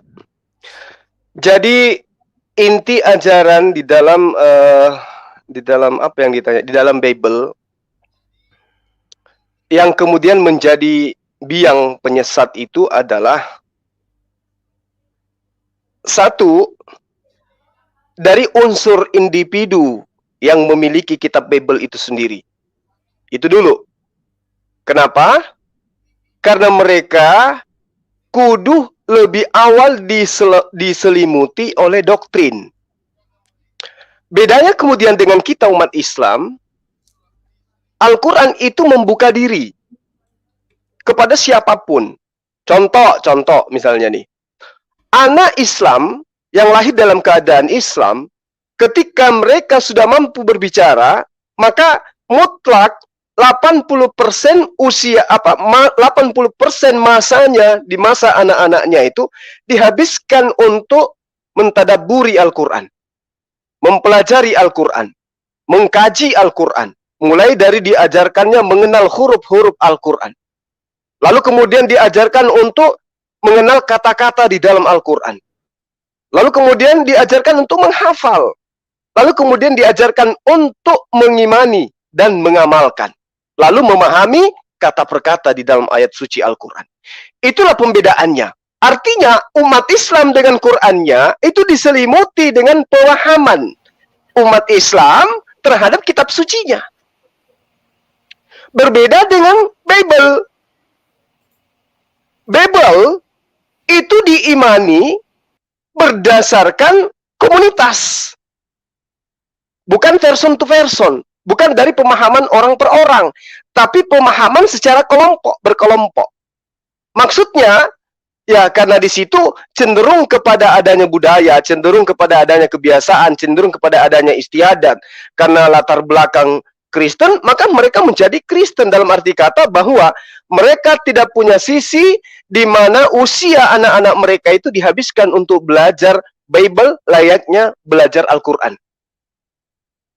Sehingga apa yang terjadi kemudian? Apa yang terjadi kemudian? Ketika diperhadapkan dengan kitabnya, yang lebih dominan itu adalah doktrin. Yang lebih dominan itu adalah dogma. Kalau kita mempelajari Bible secara menyeluruh, maka kita akan menemukan dua sisi yang sangat-sangat bertentangan di dalamnya. Pertama, ajarannya Yesus. Kedua, ajarannya Kristen. Nah, yang paling menyesatkan itu apa? Yang paling menyesatkan adalah ajaran yang kemudian menjadikan Yesus itu menjadi inkarnasi pencipta alam semesta. Itu ajaran inti penyesatannya di situ. Jadi semua ajaran Yesus yang diajarkan kepada Bani Israel, kepada kaumnya, sekali lagi kepada kaumnya, itu semuanya diganjilkan. Kalau Yesus itu menggenapin, ajaran yang datang belakangan itu mengganjilkan. Contoh, Yesus menyembah satu Tuhan. Yesus menyembah esensi yang tak terlihat, suaranya tak terdengar. Yesus menyembah esensi yang kekal dan tidak pernah nuzul di atas muka bumi dalam wujud yang aslinya. Tetapi kemudian ada sekelompok manusia yang mengganjilkan semua ajaran itu. Yesus menerangkan, aku tidak dapat berbuat apa-apa dari diriku sendiri. Diganjilkan. Dengan cara apa? Oh, itu kan dia pada saat itu menjadi manusia. Aku tidak bisa berkata dari diriku sendiri. Oh, itu kan pada saat itu dia sebagai manusia. Lalu ketika ditanya, kapan dia menjadi Tuhan? Pada saat dia membangkitkan orang mati, pada saat dia mengampuni dosa, pada saat dia membuat orang buta berjalan. Nah, apakah itu dibenarkan oleh Yesus, ajaran kayak begitu? Tidak. Bahkan Yesus dengan tegas mengatakan, kamu boleh bermujizat dengan menggunakan namaku. Kau boleh mengusir setan dengan menggunakan namaku. Kamu boleh bernubuat dengan menggunakan namaku. Kamu boleh melakukan apapun dengan menggunakan namaku. Tetapi, kalian semua pembuat kejahatan. Kenapa? Karena kalian tidak melakukan apa yang dikehendaki oleh Bapakku yang ada di surga. Apa kehendak Bapakku? Apa kehendak Bapakku? Mengimani aku sebagai utusannya. Bukan mengimani aku sebagai dialah Allah yang nuzul menjadi aku. Nah, penyesatannya di situ. Makanya inti dari keseluruhan, apapun kemudian yang dianggap oleh teman-teman Kristen, dialah Tuhan, Yesus Tuhan itu sendiri, maka sederhananya begini. Ketika yang mereka anggap Tuhan itu Yesus, mampu ini, mampu itu, bisa melakukan itu, bisa melakukan ini. Tanya kepada mereka. Tanya kepada mereka. Apa yang Yesus pertontonkan? Apa yang Yesus perlihatkan kepada Bani Israel di abad pertama? Apakah itu untuk supaya orang percaya bahwa dia adalah Tuhan pencipta alam semesta? Atau agar Bani Israel percaya kalau itu hanya dirinya sebagai utusan Allah? Bukan anak dari hasil perzinahan. Maka sekonyong-konyong mereka akan diam. Kenapa? Karena semua yang diperlihatkan oleh Yesus, pekerjaan-pekerjaan yang diperlihatkan oleh Yesus, mujizat-mujizat yang Yesus perlihatkan. Kepada siapa? Kepada Bani Israel, bukan kepada orang Kristen. Kepada Bani Israel, Yesus perlihatkan semua mujizat yang luar biasa itu. Tujuannya apa? Bukan agar dia dianggap sebagai pencipta alam semesta, tapi agar dia diterima sebagai Rasulullah. Nah, jadi kacamata ini beda. Kacamatanya Yesus, aku perlihatkan ini agar kamu menerima aku sebagai utusan Allah. Datang Kristen, menganggap yang diperlihatkan Yesus itu adalah bukti ketuhanannya Yesus. Berarti nggak nyambung. Jadi kesesatannya di situ. Yesus memperlihatkan membangkitkan orang mati, Lazarus. Ya, Yesus memperlihatkan merubah air menjadi anggur. Yesus memperlihatkan satu roti untuk membuat 5.000 orang makan. Membuat orang buta melihat, orang lumpuh berjalan. Apa tujuan daripada Yesus perlihatkan itu? Agar Bani Israel, bukan Kristen, agar Bani Israel percaya kalau dia itu adalah Rasulullah, utusan Allah. Apakah Bani Israel percaya? Tidak. Maka masa tenggang itu muncul. Setelah masa tenggang muncul sekelompok orang, kemudian mengangkat semua apa yang dilakukan oleh Yesus sebagai mukjizat untuk membuktikan dirinya sebagai Rasul, dianggap itu adalah pembuktian bahwa Yesuslah Tuhan pencipta alam semesta. Padahal Tuhan pencipta alam semesta yang dijajakan pada masa itu bukanlah Allah, bukan Hasem, tapi yang dijajakan adalah Theos, Zeus, Tuhannya Romawi Yunani. Jadi kesesatannya poinnya di situ. Terima kasih. Baik, terima kasih Gurunda untuk jawabannya. Sebelum kita berlanjut lagi, ini ada satu pertanyaan lagi. Dek, sebentar Dek. Iya. Tidak usah selalu pertanyaan dulu, karena kan sudah berjalan diskusi. Jadi pertanyaan itu nanti kalau diskusinya kosong aja gitu.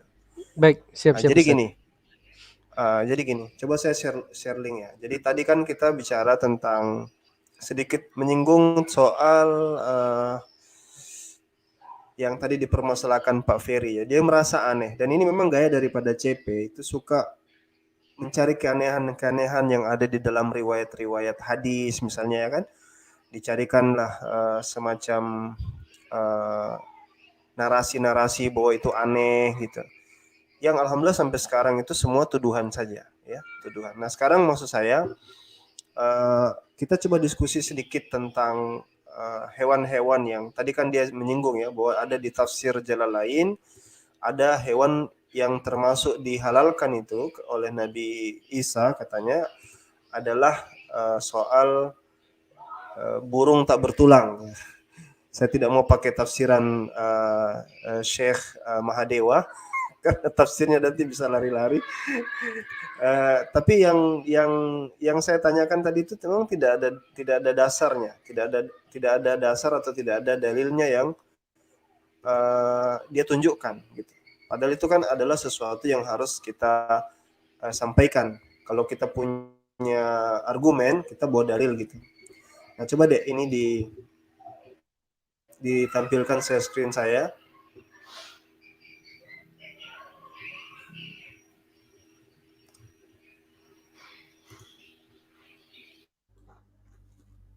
Tampil? Masih loading kayaknya Ustadz. Sudah saya tampilkan. Masih belum ada gambar Ustadz.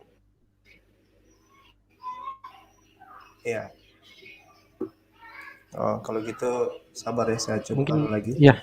Kita Siap-siap Ustadz. kita tunggu ya. Ya, baik. Jadi sembari menunggu Ustadz Talwan menampilkan, saya ingin menyampaikan kepada para pemirsa, jangan lupa untuk di-subscribe YouTube channel Makassar Molaf Center Indonesia untuk mendukung pergerakan kami dalam menaungi mualaf. Terima kasih. Oke, ini ada share screen dari Ustadz Talwan ya.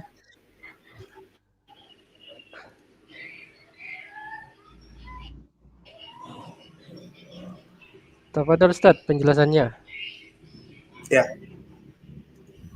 Baik. Jadi cockatrice ya, cockatrice ini adalah hewan yang mitos ya. Dan ini sebenarnya bisa jadi topik karena banyak sekali tema-tema tentang ini. Artinya saya ingin ngajak Pak Ferry yang tadi bahwa kalau memang dia itu suka dengan hal-hal yang bersifat logik ya. Tadi dia mempermasalahkan mana ada burung yang tidak bertulang, kan ini bagus. Artinya di satu sisi dia menggunakan akalnya. Iya betul itu, mana ada hewan burung tidak bertulang. Makanya saya ajak, kalau memang seperti itu cara berpikirnya, ayo kita kaji Bible dan Quran. Tadi kan saja gitu. Jangan cuma bahas Quran aja, supaya tidak ada standar janda ya, seperti yang tadi makanya Ustadz Zuma itu kepanasan karena maksudnya jengkel karena memang standar janda gitu. Kalau giliran Quran misalnya batu hitam dia anggap itu menggugurkan dosa, itu batunya yang mengampuni dosa. Giliran ditunjukkan tentang ular tembaga dia anggap itu situasional ya. Jadi ini memang lucu-lucuan. Tapi mudah-mudahan yang nonton itu akalnya sehat. Ya, akalnya sehat. Nah, kita lihat ini ada di Yesaya ya. Di sini di dalam Di dalam Wikipedia juga di sini juga disebutkan bahwasanya the cockatrice was first mentioned in the Bible, Yesaya chapter 11, 14 and 59. Jadi Yesaya itu disebutkan, binatang ini disebutkan di dalam Yesaya pasal 11, Yesaya pasal 14 dan Yesaya pasal 59. Ini adalah kalau kita perhatikan ya, ini adalah ayam yang berkepala naga. Ini disebutkan di dalam Biblos ya. Kalau dia pakai akalnya misalnya, wah gimana ini ya? Itu dia harus menjelaskan itu. Nah, ya. Jadi ada banyak sekali yang bisa kita munculkan kalau kita ingin bicara tentang hewan-hewan. Makanya saya usul kalau memang ini bisa kita angkat dulu tema ini, nanti kita tunggu nih ya. Siapa tahu ada teman Kristen atau yang mau menanggapi tentang hewan-hewan mitologi dalam Biblos. Saya pikir ini tema yang menarik untuk sekaligus menanggapi yang disampaikan Pak Ferry. Saya persilakan buat teman-teman lanjutkan. Baik, silakan untuk sahabat sekalian, mungkin ada yang ingin menanggapi tadi dari presentasi Ustadz Alwan. Oke, Silakan. mungkin saya dulu ya. Ya, sebelumnya Ya, assalamualaikum buat teman-teman yang ada di sini. Ada Ustadz Alwan, ada Waalaikumsalam. Bunda kita Bang Zuma, dan juga ada Dudung ya, Bang Zuma Dewa. Dan teman-teman yang ada di live chat dan juga yang nonton di streamingnya MMCI, Ustadz Zuma dan Bang Alwan. Ya, kalau kita bicara teman-teman sebelah, ini yang kadang-kadang sering kita dapati ya. Mereka mengatakan di Islam itu kok bisa ada cerita begini, begitu, tidak masuk di akal gitu kan. Padahal kalau kita melihat, ya sering sekali hal-hal yang di Quran di zaman dulu tuh belum bisa dijawab atau masih membingungkan. Tapi seiring dengan dunia ya makin berkembang, kita mendapati hal-hal yang dulunya nggak masuk akal, sekarang jadi masuk akal. Ya, banyak hal-hal tersebut. Dan ya ini kita juga akan buat tema khusus ya tentang sains dan juga logika yang ada di Quran. Tetapi kalau yang dibahas sama Bang Awan tadi kan standar janda ya. Ini sering terjadi di pihak mereka memang ya. Saat mereka membahas Islam, ukuran yang sama, penilaian yang sama kita balikkan ke mereka, mereka selalu kejam-kejam. Begitu juga dengan konten yang selalu saya buat ya. Saya selalu membalikan apa yang mereka katakan, tapi mereka nggak pernah mau terima gitu. Ya, contoh tadi malam saat swasta saya kasihkan linknya, dia di grup komplain sama saya dan beberapa teman-teman Kristen komplain habis-habisan, kau menista gitu kan. Jadi saya bilang swasta ngomong boleh, kalau giliran saya ngomong saya balikan ke kalian, kok dibilang penistaan, kan aneh jadinya. Ya ini yang sering terjadi gitu. Kalau kita bicara binatang yang ada di Alkitab ya atau Biblos, kita tahu sendiri banyak sekali binatang-binatang yang aneh, yang LAI dengan gampangnya menerjemahkan suka-suka mereka ya. Leviathan diterjemahkan sebagai kudanil, ya, terus diterjemahkan sebagai ada yang buaya, padahal itu adalah behemoth ya. Behemoth, Leviathan itu binatang apa? Binatang seperti apa yang dikatakan behemoth? Dan itu bukan zaman dinosaurus ya. Alkitab itu zaman ribuan tahun yang lalu, belum sampai zaman jutaan tahun yang lalu yang dinosaurus masih hidup. Dan gambaran binatang itu adalah binatang yang benar-benar berbeda dengan yang kita lihat sekarang. Nggak ada binatang itu gitu. Ya, kita tahu yang paling terkenal Leviathan, Behemoth gitu kan. Itu tidak ada. Ya, fosilnya pun tidak ada di zaman sekarang yang seperti itu yang hidup ribuan tahun yang lalu atau kurang lebih 5.000 sampai 6.000 tahun yang lalu. Kalau kamu bicara dinosaurus gitu kan, oke lah ya dinosaurus. Tapi Alkitab apa ditulis waktu zaman dinosaurus? Atau pernah manusia tuh hidup bareng dengan dinosaurus? Nggak ada. Tetapi teman-teman Kristen nggak pernah pertanyakan gitu kan, karena mereka waktu baca Alkitabnya sudah versi Indonesia, yang tulisannya sudah langsung buaya, kudanil gitu kan, dan mereka juga nggak pertanyakan, hebat sekali kudanilnya punya kemampuan seperti ini, buayanya punya kemampuan seperti ini. Padahal Alkitab versi aslinya bukan mengatakan kedua binatang tersebut. Jadi kalau teman-teman Kristen waktu baca Alkitab, saya nggak ngerti di mana logikanya gitu. Tapi saat Al-Quran dibaca, logikanya jalan gitu. saat Al-Quran dia baca, logikanya benar-benar wah kritis gitu ya, orangnya sangat bersifat kritis, tapi saat dia baca Alkitab kritisnya itu hilang gitu, main engge aja ya. Jadi mungkin itu aja sedikit tambahan dari saya. Silakan lanjut moderator. Ya mungkin saya Baik. tambahkan sedikit. Terima kasih, Bang. Benar yang Silakan, dikatakan. Ustaz. Ya benar yang dikatakan Bang Julius tadi. Jadi tentang Leviathan, Behemoth, diartikan buaya, diartikan kuda Nil, bahkan unicorn itu yang kuda bertanduk satu itu diartikan sebagai lembu liar.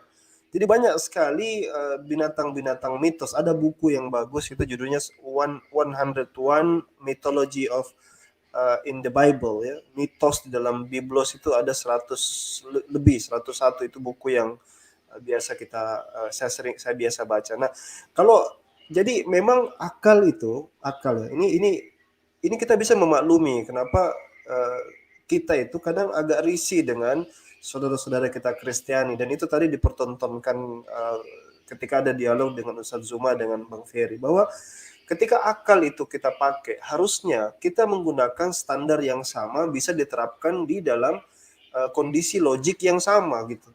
Ketika kita mengatakan bahwasanya ini adalah benar dengan standar ini, maka dengan standar yang sama kita harus menilai juga yang sama. Yang kadang-kadang mereka itu tidak ingin gitu. Makanya kan kerap kali kalau kita dialog sama Kristen itu, biasanya ada yang bilang, oke lah, anggap saja Babel kami salah, anggap saja ini kami salah, kan gitu. Jadi belum berdebat saja sudah merasa salah, merasa kalah gitu. Karena mereka tahu fakta, memang itu sulit untuk dijadikan dalil atau dasar. Ya, makanya saya tadi ajak si Ferry itu, kalau memang Anda ingin membahas khusus ya tentang hewan-hewan, bisa kita carikan tempat dan ruang tersendiri untuk bahas seperti itu. Maka silakan ditambahkan buat teman-teman yang lain. Masya Allah, makasih untuk tanggapannya Ustaz Alwan. Mungkin sahabat yang lain ada yang ingin menambahkan, silahkan.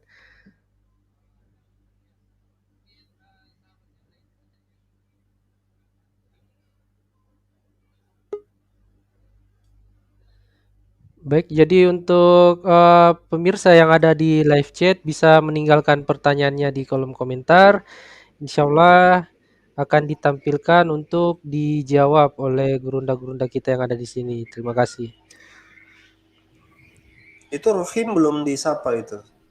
Rohim Oh ya, JF. ada Rohim ya. Maaf. Assalamualaikum Rohim. Mungkin ada yang ingin didiskusikan di sini, silakan. Monggo dilanjut. Aman, makasih. Jadi ini ada beberapa ya di backstage, saya undang saja langsung. Ada Firmansyah, Yes, dan Aladin.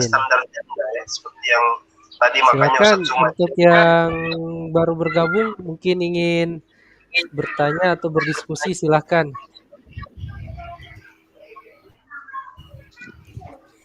Bang Firmansyah, Oke, di sini Yes, dan Aladin. Di sini ada Aladin. Warahmatullahi taala wabarakatuh. Assalamualaikum warahmatullahi taala wabarakatuh. Waalaikumsalam warahmatullahi wabarakatuh. Marhaban. Masya Allah. كيف الحال يا شيخ ألوان؟ How are you brother? I'm fine. Alhamdulillah. يا أخي, the number you gave me is wrong number. I was trying to contact you, but it's wrong number. I even tried to call you overseas call, long distance. Someone else answered. It's the wrong number. Yeah, sorry. My fault. No, so I'll give you my number, inshallah. Okay, so we can contact, inshallah. We can do da'wah, inshallah, online together. Barakallah feek. With the brothers, Indonesian Muslim brothers, inshallah. Where do you come from, Mr. Aladin? I am a friend of brother Alwan. I'm an Arab. أنا عربي. Oh, Arabic, mashallah. عربي فلسطيني. Oh, Palestine, yeah, mashallah. Jazakallah khair. And I always discuss with those, Christian Indonesian missionary who they have misconceptions about Islam. I joined their channel and I have discussions with them every other day. Sometimes we debate for 3 hours, 4 hours. Christian, Indonesian Christian missionary, like the channel of that, his name Edes or other guy, Jackie. So I always join them. And we talk about Allah, about Islam, and I answer their questions about Islam, their misconceptions about Islam. Alhamdulillah. I hope that you understand English. I know that Alwan understands English, but I don't know about the rest. Yes, sir. Yes. Thank you very much, sir. Okay. No, please don't call me sir. Call me brother. brother. Brother. Barakallah fik. Don't call me sir. La ilaha illallah. Okay. I لا فرق apologize بين about that. عربي على عجمي إلا بالتقوى. بارك الله فيك. We are all sawasi. We are all equal before Allah subhanahu wa ta'ala. Maybe you are better than me for Allah. Allah knows. Maybe you are closer to Allah than me. Jazakallah khair. So just call me brother. Barakallah fik. We are brothers in Islam, inshallah. Okay, brother. Jazakallah khair. So please continue your subject. Continue your Alright. subject, Indonesia. I don't want to disturb you. Okay, brother. Mungkin Bang Firmansyah mau bertanya juga, Bang. Silakan.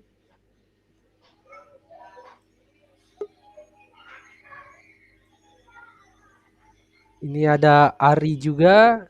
Silakan, tafadhal bagi yang ingin berdiskusi atau bertanya, silakan.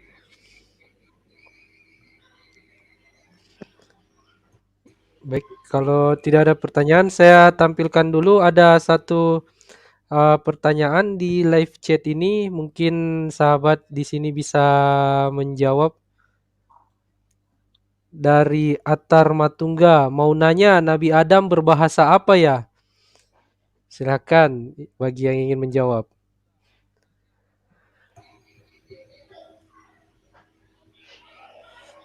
Mungkin Aladin, coba Aladin. I'm sorry, I cannot understand. Brother Alwan, the number you gave me, that's the same number. This is the wrong number. I text you by SMS, by WhatsApp, by harus pakai Viber. plus. You must use plus ya. Yeah, I know. I'm using. Yeah, I know. Yeah, I know. The country code, I have it. And remove the 01.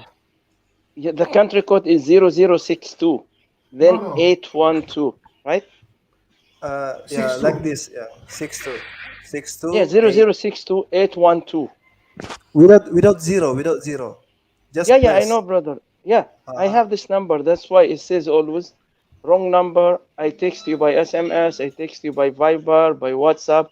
It says that this number is wrong. I even called up international call. I called you up. Yeah. No, this is my number. Actually, this is my number, and all of friends here, they have my number also. So, SubhanAllah. So I think maybe you should try with another way. Because I checked, the country code is 62. Indonesian country code is 62. That's correct. So you must. Then put the plus, area code is N1812. You can look at the private chat. My friends. Yeah, I'm seeing. I'm looking at it. Okay. Okay. Okay. Barakallah fik. There must be something wrong. The number is correct. Okay. Okay. I'm sorry to disturb you. No problem, akhi. No problem, akhi. The question is right now is what's the language of the Prophet Adam? Can you answer that? Wallahi, I do not know, ya akhi, but we know in the deen and Allah al-Islam and the language of the people of Jannah, Allah subhanahu wa ta'ala says, and Prophet Muhammad says that the language of Ahlul Jannah is Arabic. So I assume that Adam alayhi salam, because he was in Jannah, so therefore maybe the language is Arabic.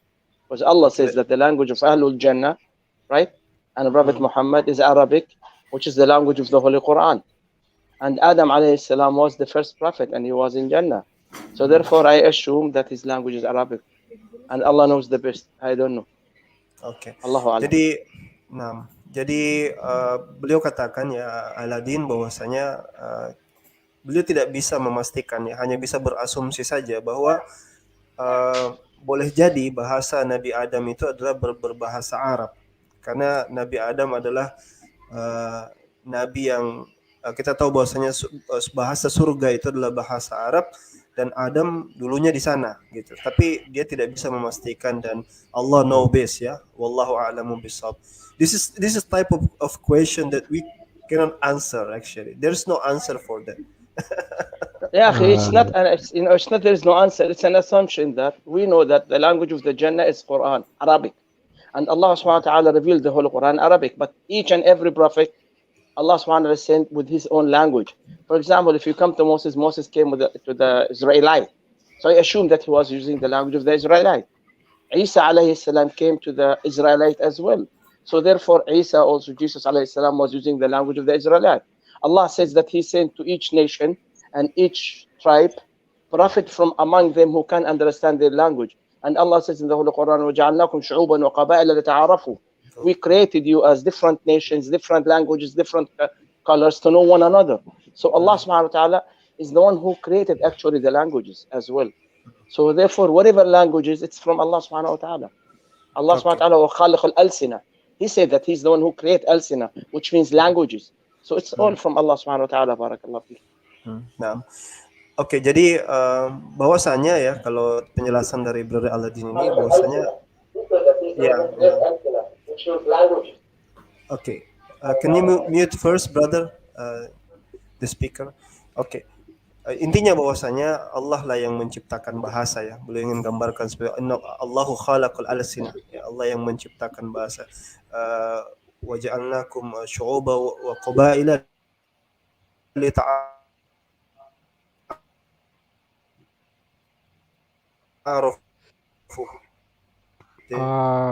Afwan, putus-putus Ustadz, suaranya putus-putus, bisa diulang lagi? Itu diciptakan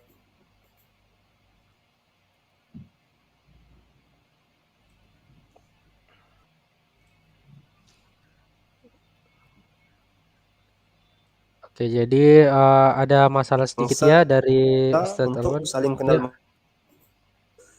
and to discuss. Oke. Tes. Ya, sudah bagus Ustadz. Afwan, mungkin bisa diulangi Ustadz penjelasannya. Ya, sudah jelas. Sudah kedengaran ya? Iya, sudah jaringan kedengaran, kurang bagus. Jadi intinya bahwasanya inti dari yang disampaikan Aladin tidak jadi masalah soal bahasanya apa Nabi Adam itu, karena Allah lah yang menciptakan bahasa. Allahu khalaqal alsina. Ya, kemudian Allah menciptakan bahasa itu wa ja'alnakum qabail inna ja'alnakum syu'uba wa qabaila lita'arafu. Kami menciptakan kalian itu bersuku-suku, berbangsa-bangsa untuk saling kenal mengenal. So tidak ada masalah. Allah lah yang menciptakan juga kita bersuku-suku, berbagai bahasa, itu Allah juga. Jadi tidak masalah Nabi Adam bahasanya apa. But brother Aladin, I'm sorry, this is actually a verse, platform. Please. Yeah, one verse, platform. Please. No, I would like to add one verse 3, Surah Ar-Rum. Okay, go ahead. Chapter 30, Surah Ar-Rum, chapter 30, verse 22. Allah says, وَمِنْ آيَاتِهِ خَلْقُ السَّمَاوَاتِ وَالْأَرْضِ وَاخْتِلَافِ أَلْسِنَتِكُمْ وَأَلْوَانِكُمْ إِنَّ فِي ذَلِكَ لَآيَاتٍ لِلْعَالَمِينَ. And of His signs is the creation of the heavens and the earth, and the difference of your tongues and colors. Indeed, there are signs in this for the wise. So Allah here saying clearly that He created us from different colors and different languages. So whatever the language of Adam, Rum chapter 30, ayat 22. Surah 30, ayat 22. Ustadz Alwan mungkin akan menerjemahkan ya yang disampaikan oleh Brother Aladin ini, karena banyak di live chat yang kurang paham dengan bahasanya. Tafadhal Ustadz. Halo, sekarang aku mau tanya sama Muslim, bisa nggak? Satu aja pertanyaanku. Sabar dulu ya, Dek. Sabar dulu. Ini diturunkan dulu dia ya. Oke. Jadi beliau tambahkan satu saja ayat dari Ar-Rum ya, ayat ke-20. Allah Subhanahu wa taala berfirman, "Wa min ayatihi an khalaqakum min turabin summa idza antum basharun." Ini ya. Ar-Rum? No brother, chapter 30, Surah Ar-Rum, ayat number 22. ومن آياته خلق السماوات والأرض. ظننت 22 22 يعني. لا 22. أنت قرأت 20. هي 22. نعم ظننت 20. Masya Allah. Oke, isbir.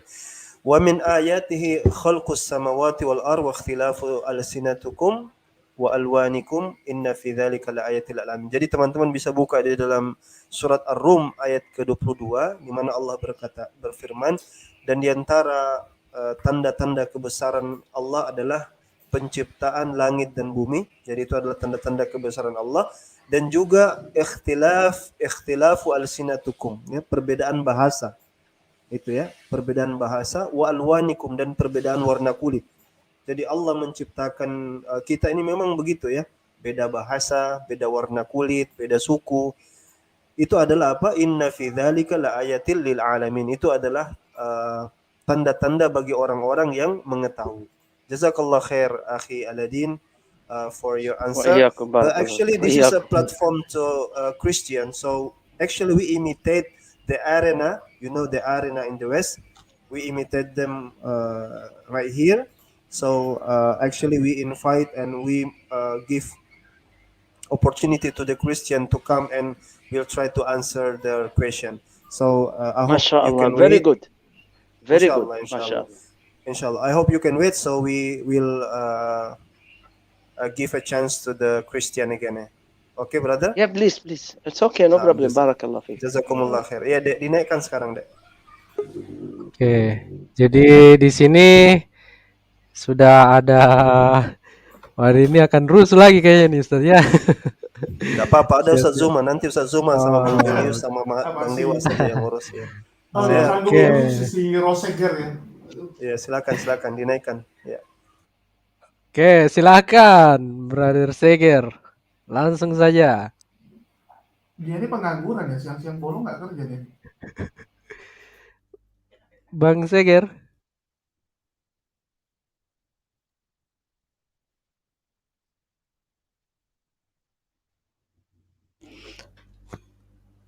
Bang Seger. Udah geger otak mungkin, kasih yang lain dulu. Suaranya kenapa kecil Bang Julius? Mana? Silakan bicara. Ya, halo, aku boleh tanya nggak? Boleh Bang, boleh. Nah, sekarang aku mau tanya nih, kitab Al-Quran kalian itu sama nggak dengan kitab orang Yahudi? Yang mereka orang Yahudi pakai, sama nggak? Coba jawab. Satu itu aja. Ayo, siapa ini? Bang Dewa, Bang Julius, Zuma, Aku silakan. bingung juga pertanyaannya itu kok nggak bermutu ya. Ini ibaratnya aku tanya ini Seger. Gimana? Tunggu, santai. Enggak, aku mau jawab dulu. Enggak, tunggu dulu Bang Seger, santai. Aku mau nanya, ini Bang Seger nih sama nggak dengan orang gila yang di depan rumahku ya? Nampaknya sama. Entah kenapa aku merasanya sama gitu kan. Bisa dijelasin nggak ini sama nggak sama orang gila yang di depan rumahku yang setiap sore ini gangguin orang aja? Nggak, maksudku kalian itu satu kesatuan nggak sama kitab orang Yahudi itu? Kutanya dulu. Ya baik, padahal sahabat Coba yang ingin menjawab. Mutar-mutar jawabannya. Bang Julius, silahkan ini. Enggak, aku bingung ini pertanyaan apa enggak gitu. Ya udah jelas-jelas berbeda, ditanyain lagi gitu kan. Oh, berbeda. Makanya kitab kalian itu dongeng kalau berbeda, Julius. Oh, kalau kitab kalian tuh berbeda artinya bukan dongeng gitu. Jelas itu. Enggak, kalian sama memang ya? Atau kalian kopi gitu? Iya, jelas sama lah, satu kesatuan. Makanya kau itu baca berita, Julius. Membatalkan Taurat. Siapa yang membatalkan? Coba kau gini, Julius. Coba kau nonton putar YouTube itu Natalie Bennett, Perdana Menteri langsung yang ngomong. Ngomong apa? Jadi kenapa orang Yahudi benci banget sama orang Kristen yang mencuri kitabnya? Mencuri loh. Siapa yang benci? Siapa yang benci? Coba kau putar. Oke. Di Fakta Israel, coba. Ya oke. Nggak usah. Coba kau putar langsung Natalie Bennett yang ngomong. Itu ada di YouTube. Itulah kamu jangan ditipuin sama channel Kristen. Kita lihat channel. Itu nggak ditipu. Itu nggak ditipu, Julius. Aduh, ini orang. Masa Natalie Bennett itu konferensi per dia itu lip zoom itu. Apa dia Aduh, bilang makanya yang benar kau Kristen? Enggak, dia bilang apa? Oh, Kristen yang benar. Saya udah mau jadi Kristen gitu. enggak itu bukannya gitu. Oh, jadi Kitab Kristen itu sama Yahudi itu ada satu kesamaan. iya karena Coba orang kau buka, Kristen coba mencuri. putarin. Coba kita putarin. Coba kita putarin. Ya, kita putar Yuk. ini. Kita tanya orang ini Ya ya, jangan, orang gak usah Israel. yang punya Israel langsung yang kita Iya. putarin, kita lihat. Kenapa kau Ini gak ya. berani? Ini. Natalie Bennett. Natalie Bennett. For Israel people ya. Ya. Oke, mohon maaf. Natalie Bennett langsung, Natalie Bennett. Tulis. Nah, tulis. Coba tulis. Kamu Natalie Bennett itu siapa ya? Yang tahu aku Natalie Bennett itu Perdana Menteri Israel sekarang. Aduh, pura-pura nggak tahu, malu-maluin kau. Seorang ustadz lagi. Kasihan amat Julius ini. Hey, malu-maluin. Banyak murtad kalau kamu nggak tahu seorang Natalie Bennett itu. Kalau gitu, aduh, parah Julius. Udah kena skak kau di sini, malu-maluin. Julius, kau bukan levelku. Sekarang kau bukan levelku sekarang. Seorang Perdana Menteri aja nggak tahu, Perdana Menteri Israel aja nggak tahu kau. Udah kena skak. Bye, dah jangan terguncang ya. Kadrun. Coba putar pernyataan Natalie Bennett itu. Ya, dah dongeng. Gini, Bang Jul, kamu bawa omongan, tapi ya kamu tunjukkan namanya dong aja, mana datanya. Namanya aja Natalie. Namanya aja Natalie itu. Masa sih Yahudi? Dari namanya dulu. Bener nggak namanya? Ketawa ya? Bukan gitu. Masalahnya gini, ya kita tahu Naftali, namanya Naftali bukan Natali ya. Jadi ini orang bodohnya minta ampun. Pertama saya mau bilang namanya itu bukan Natali, ya. Namanya itu Naftali. Jadi ya inilah Perdana Menteri terbaru ya Israel, gitu ya. Jadi nama Naftali bukan Natali ya. Natali itu nama Kristen, nama dia Naftali. Terus tidak pernah ada pernyataan dia kalau Kristen itu satu dengan mereka. Pernyataan dia tetap orang Kristen itu mencuri, sehingga orang Kristen itu punya ajaran yang mirip. Dia bilang mirip gitu, ya. Dia bilang mirip, bukan orang Kristen itu sama. Jadi saya kadang bingung orang yang mencuri kenapa bangga. Dan juga pernyataan Naftali itu ya seorang politisi ya, kita juga harus tahu dia nggak mungkin bilang dengan terang-terangan, oh Kristen itu pencuri gitu. Karena statement itu akan membuat negara-negara lain pasti akan marah gitu kan. Dia juga harus ngomong secara politisi, ya, ngomong dengan rapi. Dan tidak pernah saya mendapati Naftali itu mengatakan hal itu. Dia ngomong sembarangan, kalau gitu aku bisa ngomong juga ya. Dia suruh buka. Saya mencari-cari dari tadi sebenarnya ya. Dari tadi saya cari pernyataan Naftali Bennett tentang Kristen, nggak ada. Dari tadi saya cari nggak ada gitu. Kamu ngomong, ya kamu yang tunjukkan dong. Kamu yang bawa statement itu harusnya kamu yang tunjukkan biar pintar. Ya. Ini sama kayak saya bilang gini, oh Paus, kau tahu Paus? Paus Franciscus yang sekarang itu udah mengakui Kristen sesat gitu. Kau buka gitu. Ya saya ke channel Kristen terus saya bilang, Paus sudah mengakui bahwa Kristen itu nggak benar, Kristen itu sesat. Kau buka itu. Kira-kira teman-teman yang di room Kristen itu akan gimana? Bisa nggak dia buka? Nggak ada. Saya udah cari ini dia tadi, nggak ada. Jadi saya mau gimana? Kamu mau nyalakan saya yang nggak menemukan? Ya. Apakah saya disalahkan karena saya nggak menemukan pernyataan itu? Kan ngaco kan? Sama seperti saya bilang, Paus mengatakan Kristen sesat. Bisa nggak dicari? Terus saya bilang, wah kalian bodoh semua yang ada di room Kristen ini nggak bisa mencari data itu. Karena memang nggak ada data itu kan. Jadi, aduh saya kadang-kadang ngomong aja pun, belum pintar ngomong. Nanti kita terlalu merendahkan orang yang bodoh yang nggak enak juga gitu. Tapi Seger ini memang nggak pernah punya logika gitu. Kelasnya tuh memang kelas orang-orang yang cuma bisa kayak orang gila di pinggir jalan teriak-teriak modal imani. Pokok aku nggak mau tahu. Pokoknya yang di luar aku tuh salah gitu. Ya, jadi kadang-kadang aku bingung gitu. Ya mungkin dilanjutkan aja ya karena nggak ada statement itu. Memang Naftali nggak pernah ngomong itu gitu. Ya silakan dilanjutkan moderator. Baik, terima kasih Bang. Nah ini ada di backstage ini ada Irfan. Silakan Irfan. Atau untuk pemirsa yang ada di live chat bisa meninggalkan pertanyaannya untuk kita jawab di arena pada kali Julius ini. itu Oh. banget ya. Enggak udah balik. Aku jawab kata Julius ini. Kau itu Oon, coba kau cari di YouTube. Namanya Naftali, udah aku cari di YouTube. Naftali Bennett, coba kau tulis. Naftali Bennett. Gini aja Bang. Gini Bang aja. Seger. Biar Bang, kita jelasin di sini. Apa ditulis? Apa mau ditulis? Ya coba share screen itu di YouTube-nya. Kita dengar sama-sama. Ini. Iya, mana yang mau ditulis? Ya, tar dulu. Naftali segmen about Kristen nggak ada. Ya, tulis dulu. Kau tulis dulu. Tulis. Kau tulis di atasnya tuh. Naftali Bennett. Terus? Naftali Bennett. Naftali, jangan Naftali. Kau ngomong aja belajar satu dulu. Kesatuan sama Kristen. Satu kesatuan sama Kristen. Tulis. Coba kau tulis. Jangan kau malu di sini. Ya. Enggak, saya mau tanya. Sama Kristen. Bisa bahasa Indonesia ya? Kristen, ya tulis. Udah, nggak ada. Fakta Israel. Itu ada aku kirimnya ke Kores, link YouTube-nya ada. Ini kau lihat. Kalau udah perlu. Udah aku tulis nggak, idiot? Udah aku tulis nggak, idiot? Weh, kau idiot, jangan emosi kau. Kau tulis fakta Israel di situ, tulisnya lagi. Oon. Aku udah tulis, nggak ada. Kan alah, kau itu pura-pura nggak tahu. Kau gini Bang. Mungkin Bang bisa tampilkan karena ini.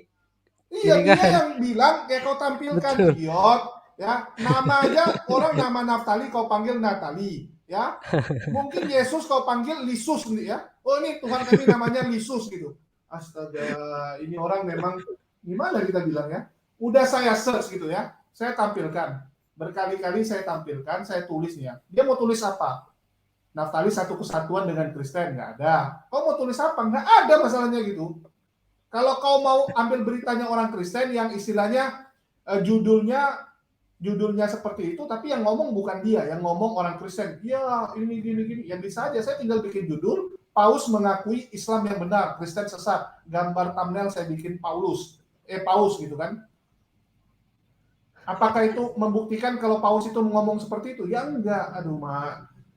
Gimana ya? Ini teman-teman Kristen nggak malu apa ada orang-orang kayak gini gitu. Udahlah, saya kalau orang ini speechless lah ya, modal ngeyel, dan ini sering ya di kekristenan tuh sangat sering, dan apa ya di Islam nggak ada itu. Saya sampai waktu itu bahas sama Goldian juga ya, Gol, kok nggak ada ya orang Kristen, orang Islam yang ngeyel kayak mereka gitu kan? Kalau mereka itu kan banyak. Dulu ada lagi siapa itu yang dulu? Aduh, sebelum si Seger ini dulu ada juga tuh yang kayak badut juga yang modalnya ngeyel-ngeyel. Yang pokoknya kalau kita ngomong apa ya. Yang kita ngomong apa dia okekan aja gitu. Dia okekan tapi dia tetap ngeyel-ngeyel. Itu banyak sekali loh, di Kristen tuh banyak orang itu, dan di Muslim nggak ada. Kita sampai bilang kenapa kita kurang orang yang ini ya, yang agak-agak gila sedikit gitu. Ya di Muslim siapa sih yang gila yang istilahnya kalau ngomong itu nggak berbobot. Ya, ada rantai perak, tapi sebelumnya ada juga itu. Sebelum rantai perak ada lagi satu lagi siapa namanya ya? Gimin Untung, ya baru ingat saya. Ya dulu ada lagi namanya Gimin Untung, kan sama itu tipikalnya, ya sama-sama model ngeyel. Terus ada lagi sekarang yang baru lagi Doa Yebes, ya Doa Yebes juga sama. Ferry Sawa juga kurang lebih sama gitu kan. Ini apa gitu? Orang-orang Kristen ini apakah memang akalnya semua udah habis gitu? Dia suruh tulis, kita tulis.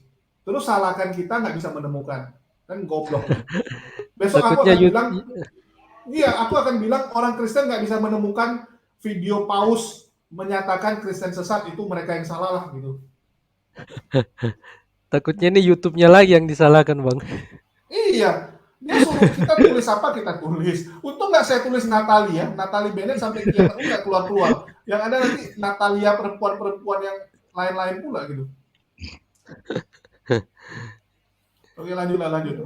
Iya, makasih Bang. Lagi kerja pun jadi kerjaan lagi. Aku lanjut kerja dulu. Silakan. Ya ini hiburan sesat ini hiburan. Ya silakan Ustaz Alwan. Jadi memang makanya saya sudah duduk manis saya. Jadi memang dari sisi pertanyaan saja sudah agak absurd ya. Misalnya apakah Al-Quran dengan Taurat itu satu kesatuan? Kan jelas tidak satu. Justru memang di BLOS yang orang Kristen yang menyatukan Taurat itu dengan kitab mereka, dengan perjanjian baru, New Testament, dimasukkan jadi satu kesatuan. Sudah izin sama orang Yahudi juga tidak kan. Bahkan orang Yahudi merasa banyak sekali penafsiran-penafsiran yang orang Kristen lakukan demi membenarkan perjanjian baru itu. Jadi kayak nubuatan-nubuatan bahwa yang dijanjikan datang itu Mesias itu adalah Yesus gitu. Itu kan tidak pernah diterima oleh orang-orang Yahudi. Terus kemudian bawa-bawa Naftali Bennett itu ya ya, tapi itu enggak apa-apa ya untuk hiburan ya. Jadi memang kita juga perlu ada yang tampil seperti itu biar kita terhibur juga. Ya kan tadi mungkin penat, ada bikin rame-rame sedikit lah, nggak apa-apa. Ya, The Arena kali ini menarik ya juga. Iya. Ini Dek sampai jam berapa ini? Apa kalau memang ini sudah kita sudah ini ada sang penggugat. Iya, ini Ini kita si Sega lagi muncul lagi tuh. Oh, dia lagi ya, ganti-ganti nama terus ya. Julius, coba kau putar Yahudi. Aduh. Memang ya ada kepribadian apa namanya, memang ini adik saya ini yang tadi barusan itu agak sakit-sakit ya. Apa namanya itu namanya kalau yang kayak gitu ya, kayak apa ya, disorder apa gitu ya. Apa ya? Idiot sih kalau di tempat kami itu orang idiot sih. Kalau aku, aduh, Bang Dewa mau mungkin ngurusin yang gini. Kalau aku udah lah. Iya. Udah nggak mau. Kita tulis nggak ada kok. Udah nggak mau Dewa, bener sama orang seperti itu. Percuma kita diskusi juga. Nah, maaf Dewa baru kembali ini. Tadi ada orang yang apa? Ada orang Arab tadi, Pak Awan katanya. Iya Bang Aladin ya. Oh, ini bener nggak sih Pak Alwan kalau orang Arab itu pada saat melahirkan gitu anaknya langsung nyanyi Magadir, bener itu Pak Alwan? Wah. Tidaklah. Kenapa soal? Kenapa Bang ya? Kenapa? Tidak. Katanya kenapa? bayi yang baru dilahirkan nggak oe kayak kita kalau orang Arab asli langsung nyanyi Magadir. Bener itu?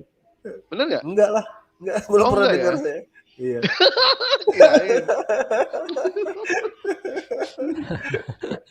Nah itu aja lah itu. Kenapa enggak? Aja, ya. Kenapa enggak mau ditanggapi sih segernya Bang Dewa? Kenapa? Lagian pertanyaannya aja aneh. Nah ini dia lagi kayaknya nih. Enggak. Kan ini yang Aladin. Jadi Bang Aladin ini. Yes, ya akhi, barakallah fik. Because you're calling my name. You're calling my name. That's why I came back. Yeah. Can I ask you? Yeah, please. Why not? I just don't want to disturb you. I listen. I don't want to disturb you. Okay, please. Okay. I listen that if an Arabic version end up singing Magadir. Is this true? What's if that? an Indonesian version, oe. If the Arabic version, Magadir. Singing the Magadir. This true? What is? I cannot understand. What is Magadir? Oh, I cannot understand. I'm sorry. The baby. What's wrong with the baby? Alwan, can you translate, please? I can't understand. Okay. I'm review once again. I'm sorry, brother. I'm sorry. Okay. La ilaha illallah. Okay. Siap. Ask again, please. Ask again. What is that? Arabic and Indonesian. What? Please ask. Please ask me again. Ask again, please. I'm listening that if an Arabic version end up singing Magadir. What is Magadir? I don't know what is Magadir. Magadir, that's a song. Song. Singing a song. I don't know. I don't know the song. A singer singing a song. Magadir. I don't know. I'm sorry. I don't know the song. Okay. Skip.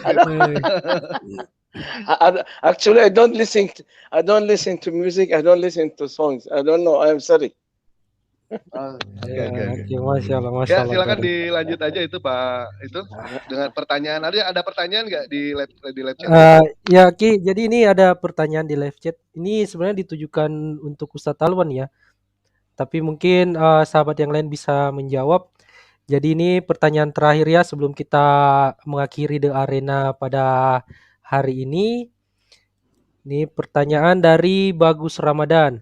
Assalamualaikum, Ustadz Alwan. Saya mau bertanya, apakah Rasulullah waktu memakamkan jenazah pernah mengumandangkan azan di liang kubur? Terima kasih. Tafadhal bagi yang ingin menjawab, silakan.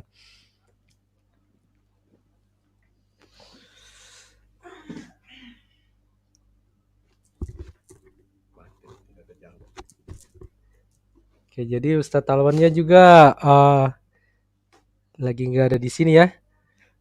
Oke, Afwan, mungkin untuk pertanyaan ini akan saya sampaikan langsung ke Ustadz Alwan.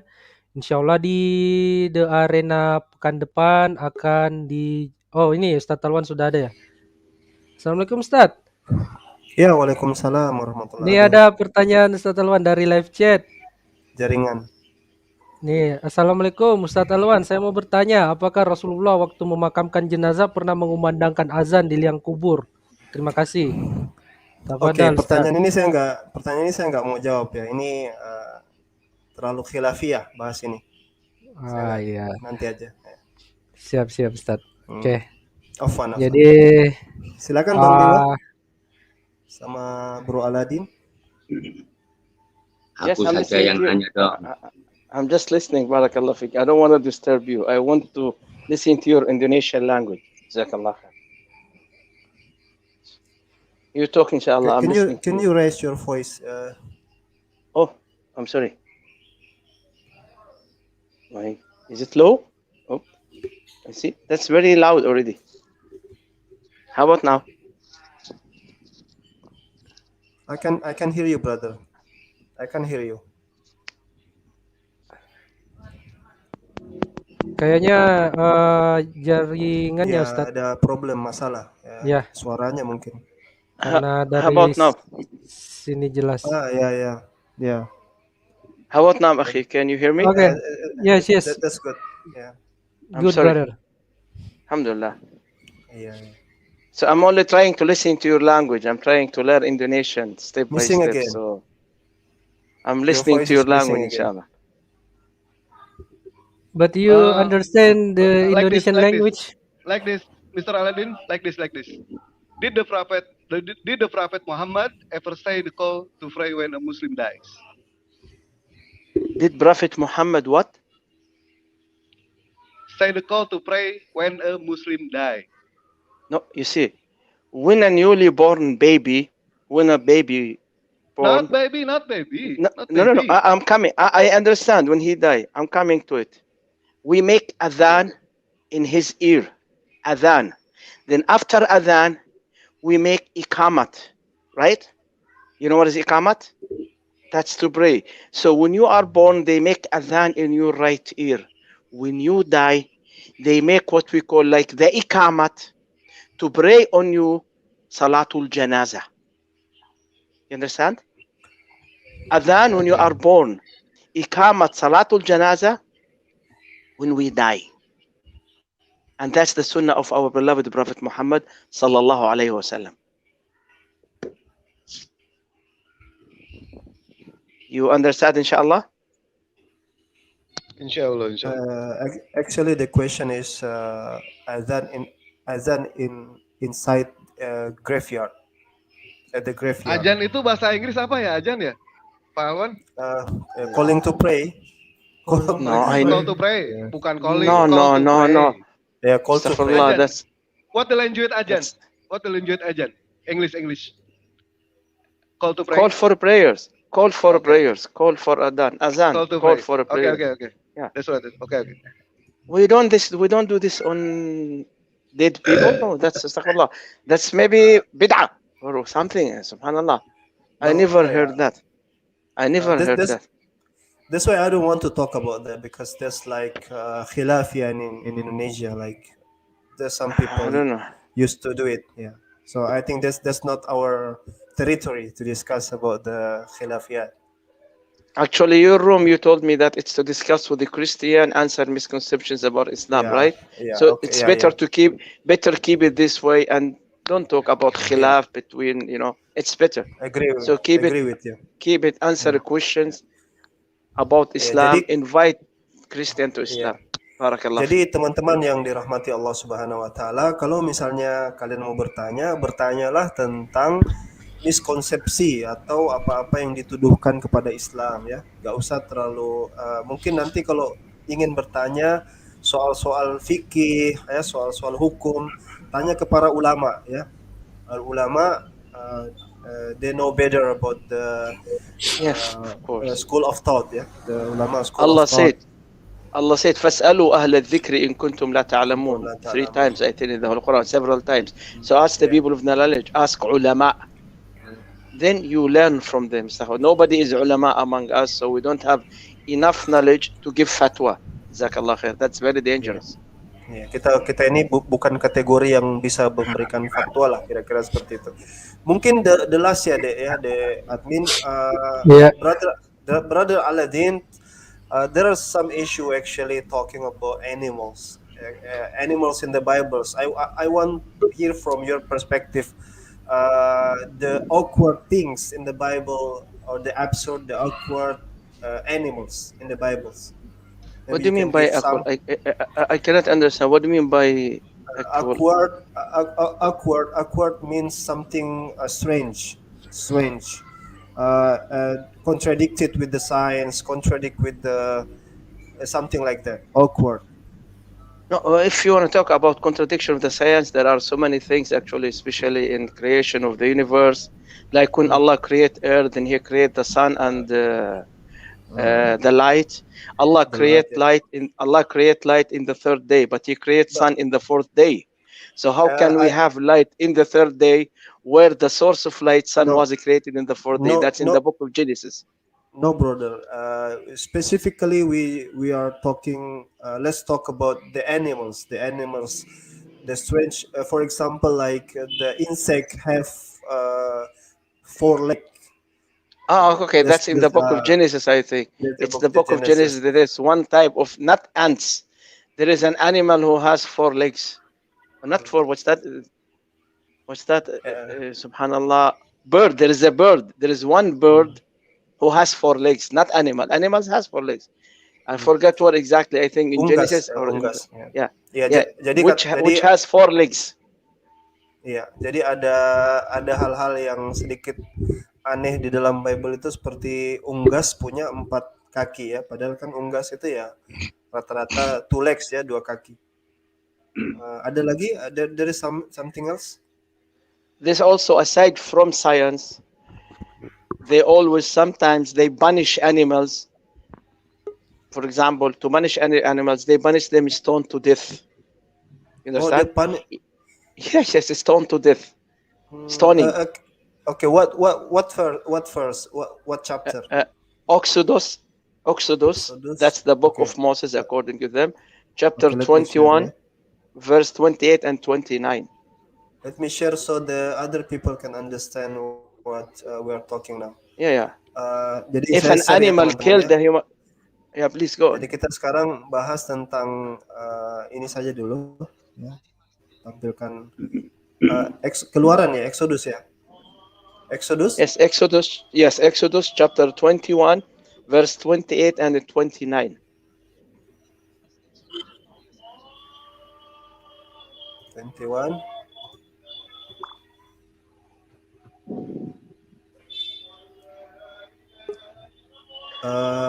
What verse? I'm sorry, my friend. 28 and 29. Yes. Sorry. I have a suggestion. Suara saya kedengaran? Iya. Iya, Gurunda. Kedengaran. Silakan. Baik. Mungkin untuk khusus daripada saudara kita ini, barangkali bagus kalau nanti kita siapkan satu waktu untuk khusus beliau kita berdialog. Jadi maybe we can arrange a day for a special dialogue with you, my friend. Actually, I have suggestion. There is very famous Christian. Coba ditanya, Bang. Mana tahu dia mau gitu. Kita siapkan sesi di mana kita bisa bincang lintas negara ya. Di mana di sini kan ada teman-teman yang bisa bahasa Inggris kan gitu ya. Yeah, brother Aladdin. Yes. We have a special offer for you that maybe we can have a special program in this channel actually. Makassar Mualaf Center. Makassar Mualaf Yes, Center please. Indonesia in this channels. Oh yeah. Yes. Iya, Okay. Kanda. Yeah. So That's Yeah. why I ask yeah. your number. That's why I ask your number so we can arrange Yeah. together, inshallah, discussion. You translate to Indonesian language in your channel, inshallah. Oh yeah. That's Yeah. good. Yeah. I love to do that. Actually, brother Alwan, Alhamdulillah. I see you sometimes in the channel of Edis, right? I debate with Edis and his group maybe 6 times, 7 times, all of them together. Yes. Now, Yeah, if you I can, see that. if you can bring him here, I will be happy to answer all their questions about Islam here in your room, in your channel. Yang siatu. Yeah, Edis is for me. Edis is something unimportant. Okay. No, Yeah. because they ask question about Islam, so we will answer their questions. We refute them, and yeah, okay, please. I see that, but because Edis is kind of person that too strict, yeah. So whatever we say, whatever we explain to him, he never accept that. That's the problem. So we just like debating a stone, just like debating a wall. So, Brother yeah. Barakallah Fik, when I talk to them, I don't care about him. My concern is the people are watching who's listening. You understand? Yeah, The listeners, not him. I know that he is, Allah subhanahu wa ta'ala قال, he says about them, صم بكم عمي فهم لا يفقهون. They are deaf and dumb. كالأنعام بل أضل سبيلا. They are worse than even crows and animals. Allah says that about them. So I don't care about him. I only care about the people who listen to him or listen to our conversation so they can learn and they can know the truth. They know that he's lying. Okay, let me explain to audience. Jadi teman-teman ya, ini mohon maaf karena ini sedikit berbahasa Inggris. Jadi maksudnya itu dia itu katanya kalau bisa Edis dipanggil ke sini ajak debat. Saya bilang lah Edis ini muter-muter kan, kadang-kadang nggak mau terima gitu. Jadi tapi beliau katakan bahwasanya tidak jadi masalah Edis bebalnya kayak gimana. Yang kita targetkan kan orang yang menonton Edis. Nah, gitu itu yang dia maksudnya seperti. But actually you accept the offer, right? So inshallah next time we will arrange the time for you. I see. Yeah, we do it for the sake of Allah. Yes. I get to listen. Yes. Please. Ya Kanda, silakan Kanda. Mungkin ada yang mau disampaikan. Kayaknya sudah menjelang maghrib ini. Ya, kita mau penutupan. Sebelum kita penutupan mungkin ada yang mau ditambahkan. I have any problems. I cannot speak English.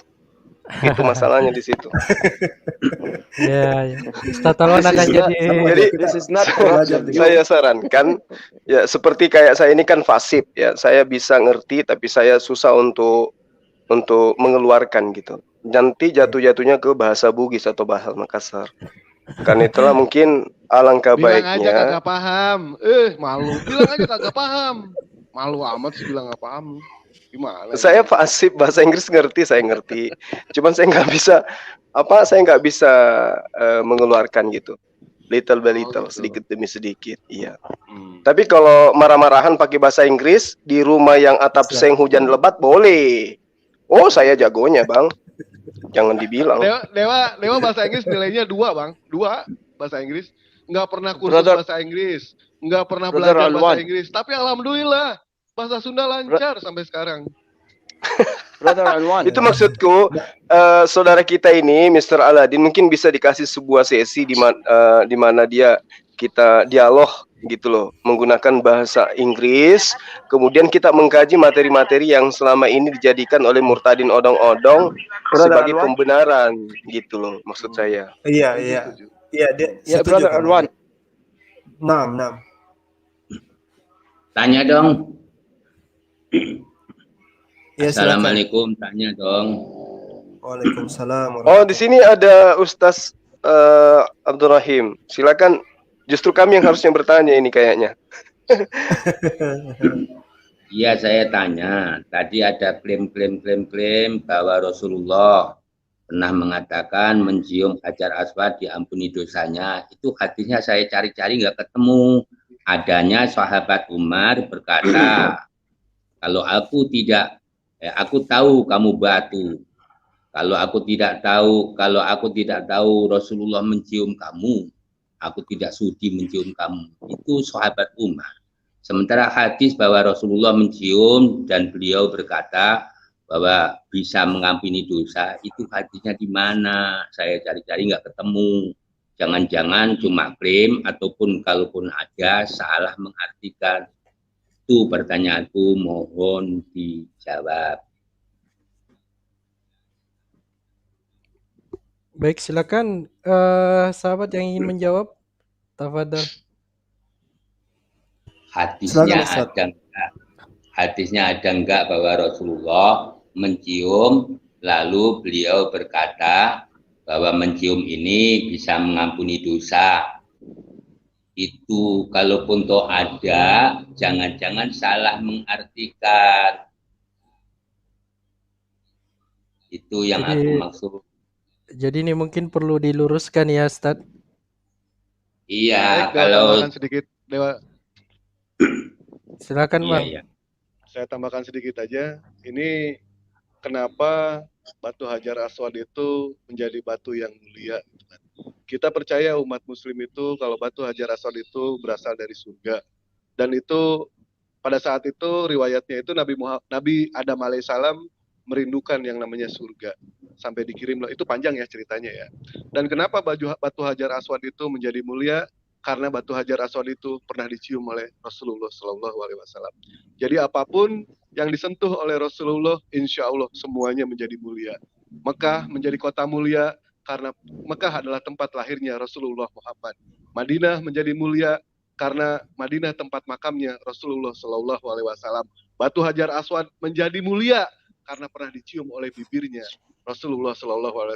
Dan buruk menjadi kendaraan yang mulia karena buruk pernah dikendarai oleh Rasulullah SAW. Jadi apapun itu, sedangkan kita adalah umatnya Rasulullah, kita sangat dimuliakan oleh Rasulullah, kita sangat dirindukan oleh Rasulullah. Begitu aja.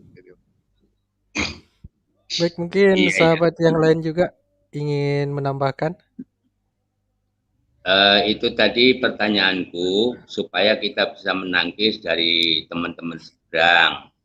Teman seberang mengklaim bahwa Rasulullah mencium Hajar Aswad, lalu beliau berkata bahwa mencium Hajar Aswad bisa menghapus dosa. Itu seperti apa konteksnya gitu loh, jangan-jangan salah memahami. Kalau kita memang diwajibkan untuk taat pada Rasulullah, jadi Rasulullah mau nungging, mau jengking, mau bagaimanapun kita wajib taat. Tidak wajib mengetahui siri-siri dan rahasia apa tujuannya Rasulullah, tidak wajib mengetahui. Kalau Rasulullah mencium, kita wajib mengikuti. Tinggal itu sunat atau wajib, itu nanti akan ada penjelasan. Yang penting kita wajib taat pada Rasulullah. Masalah tujuannya apa, itu kita tidak wajib mengetahui tujuannya. Makanya saya kepingin tahu konteksnya Rasulullah mencium terus beliau berkata bahwa Hajar Aswad bisa menghapus dosa, itu di mana konteksnya? Jangan-jangan kawan kita seberang ngarang-ngarang begitu loh.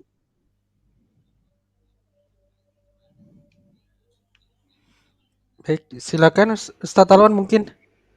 Iya, kalau itu benar itu. Mereka terbiasa banyak mengarang. Bahkan mengarang bebas. Benar itu Pak Ustadz Abdul Rahim. Ini sudah menjelang maghrib, mungkin kita sudahi saja. Insya Allah kita susah Pak Wan mau menjelaskan bagaimanapun juga ke pihak mereka, tetap kita itu berusaha untuk menangkis gitu kan. Padahal kan itu yang namanya mencium batu Hajar Aswad itu hukumnya sunnah.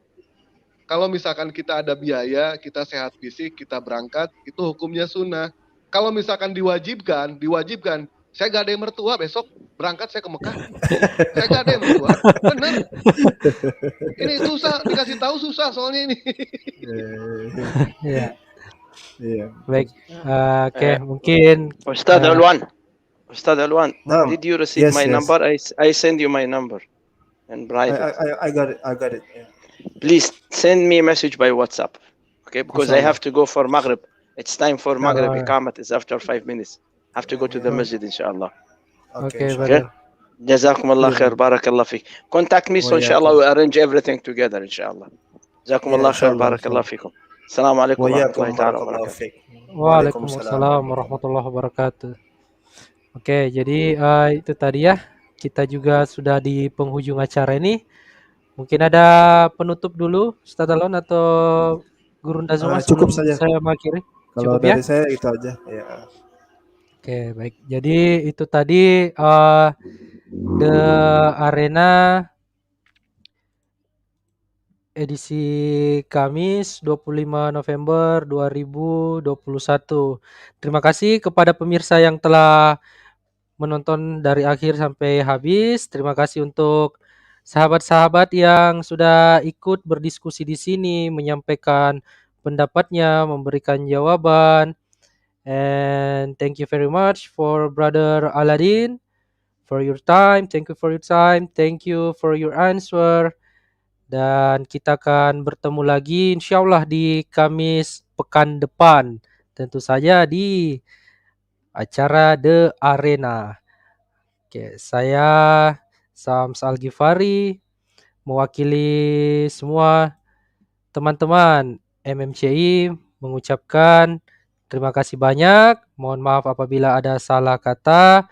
Wabillahi taufiq wal hidayah. Wassalamualaikum warahmatullahi wabarakatuh. Assalamualaikum warahmatullahi wabarakatuh guys.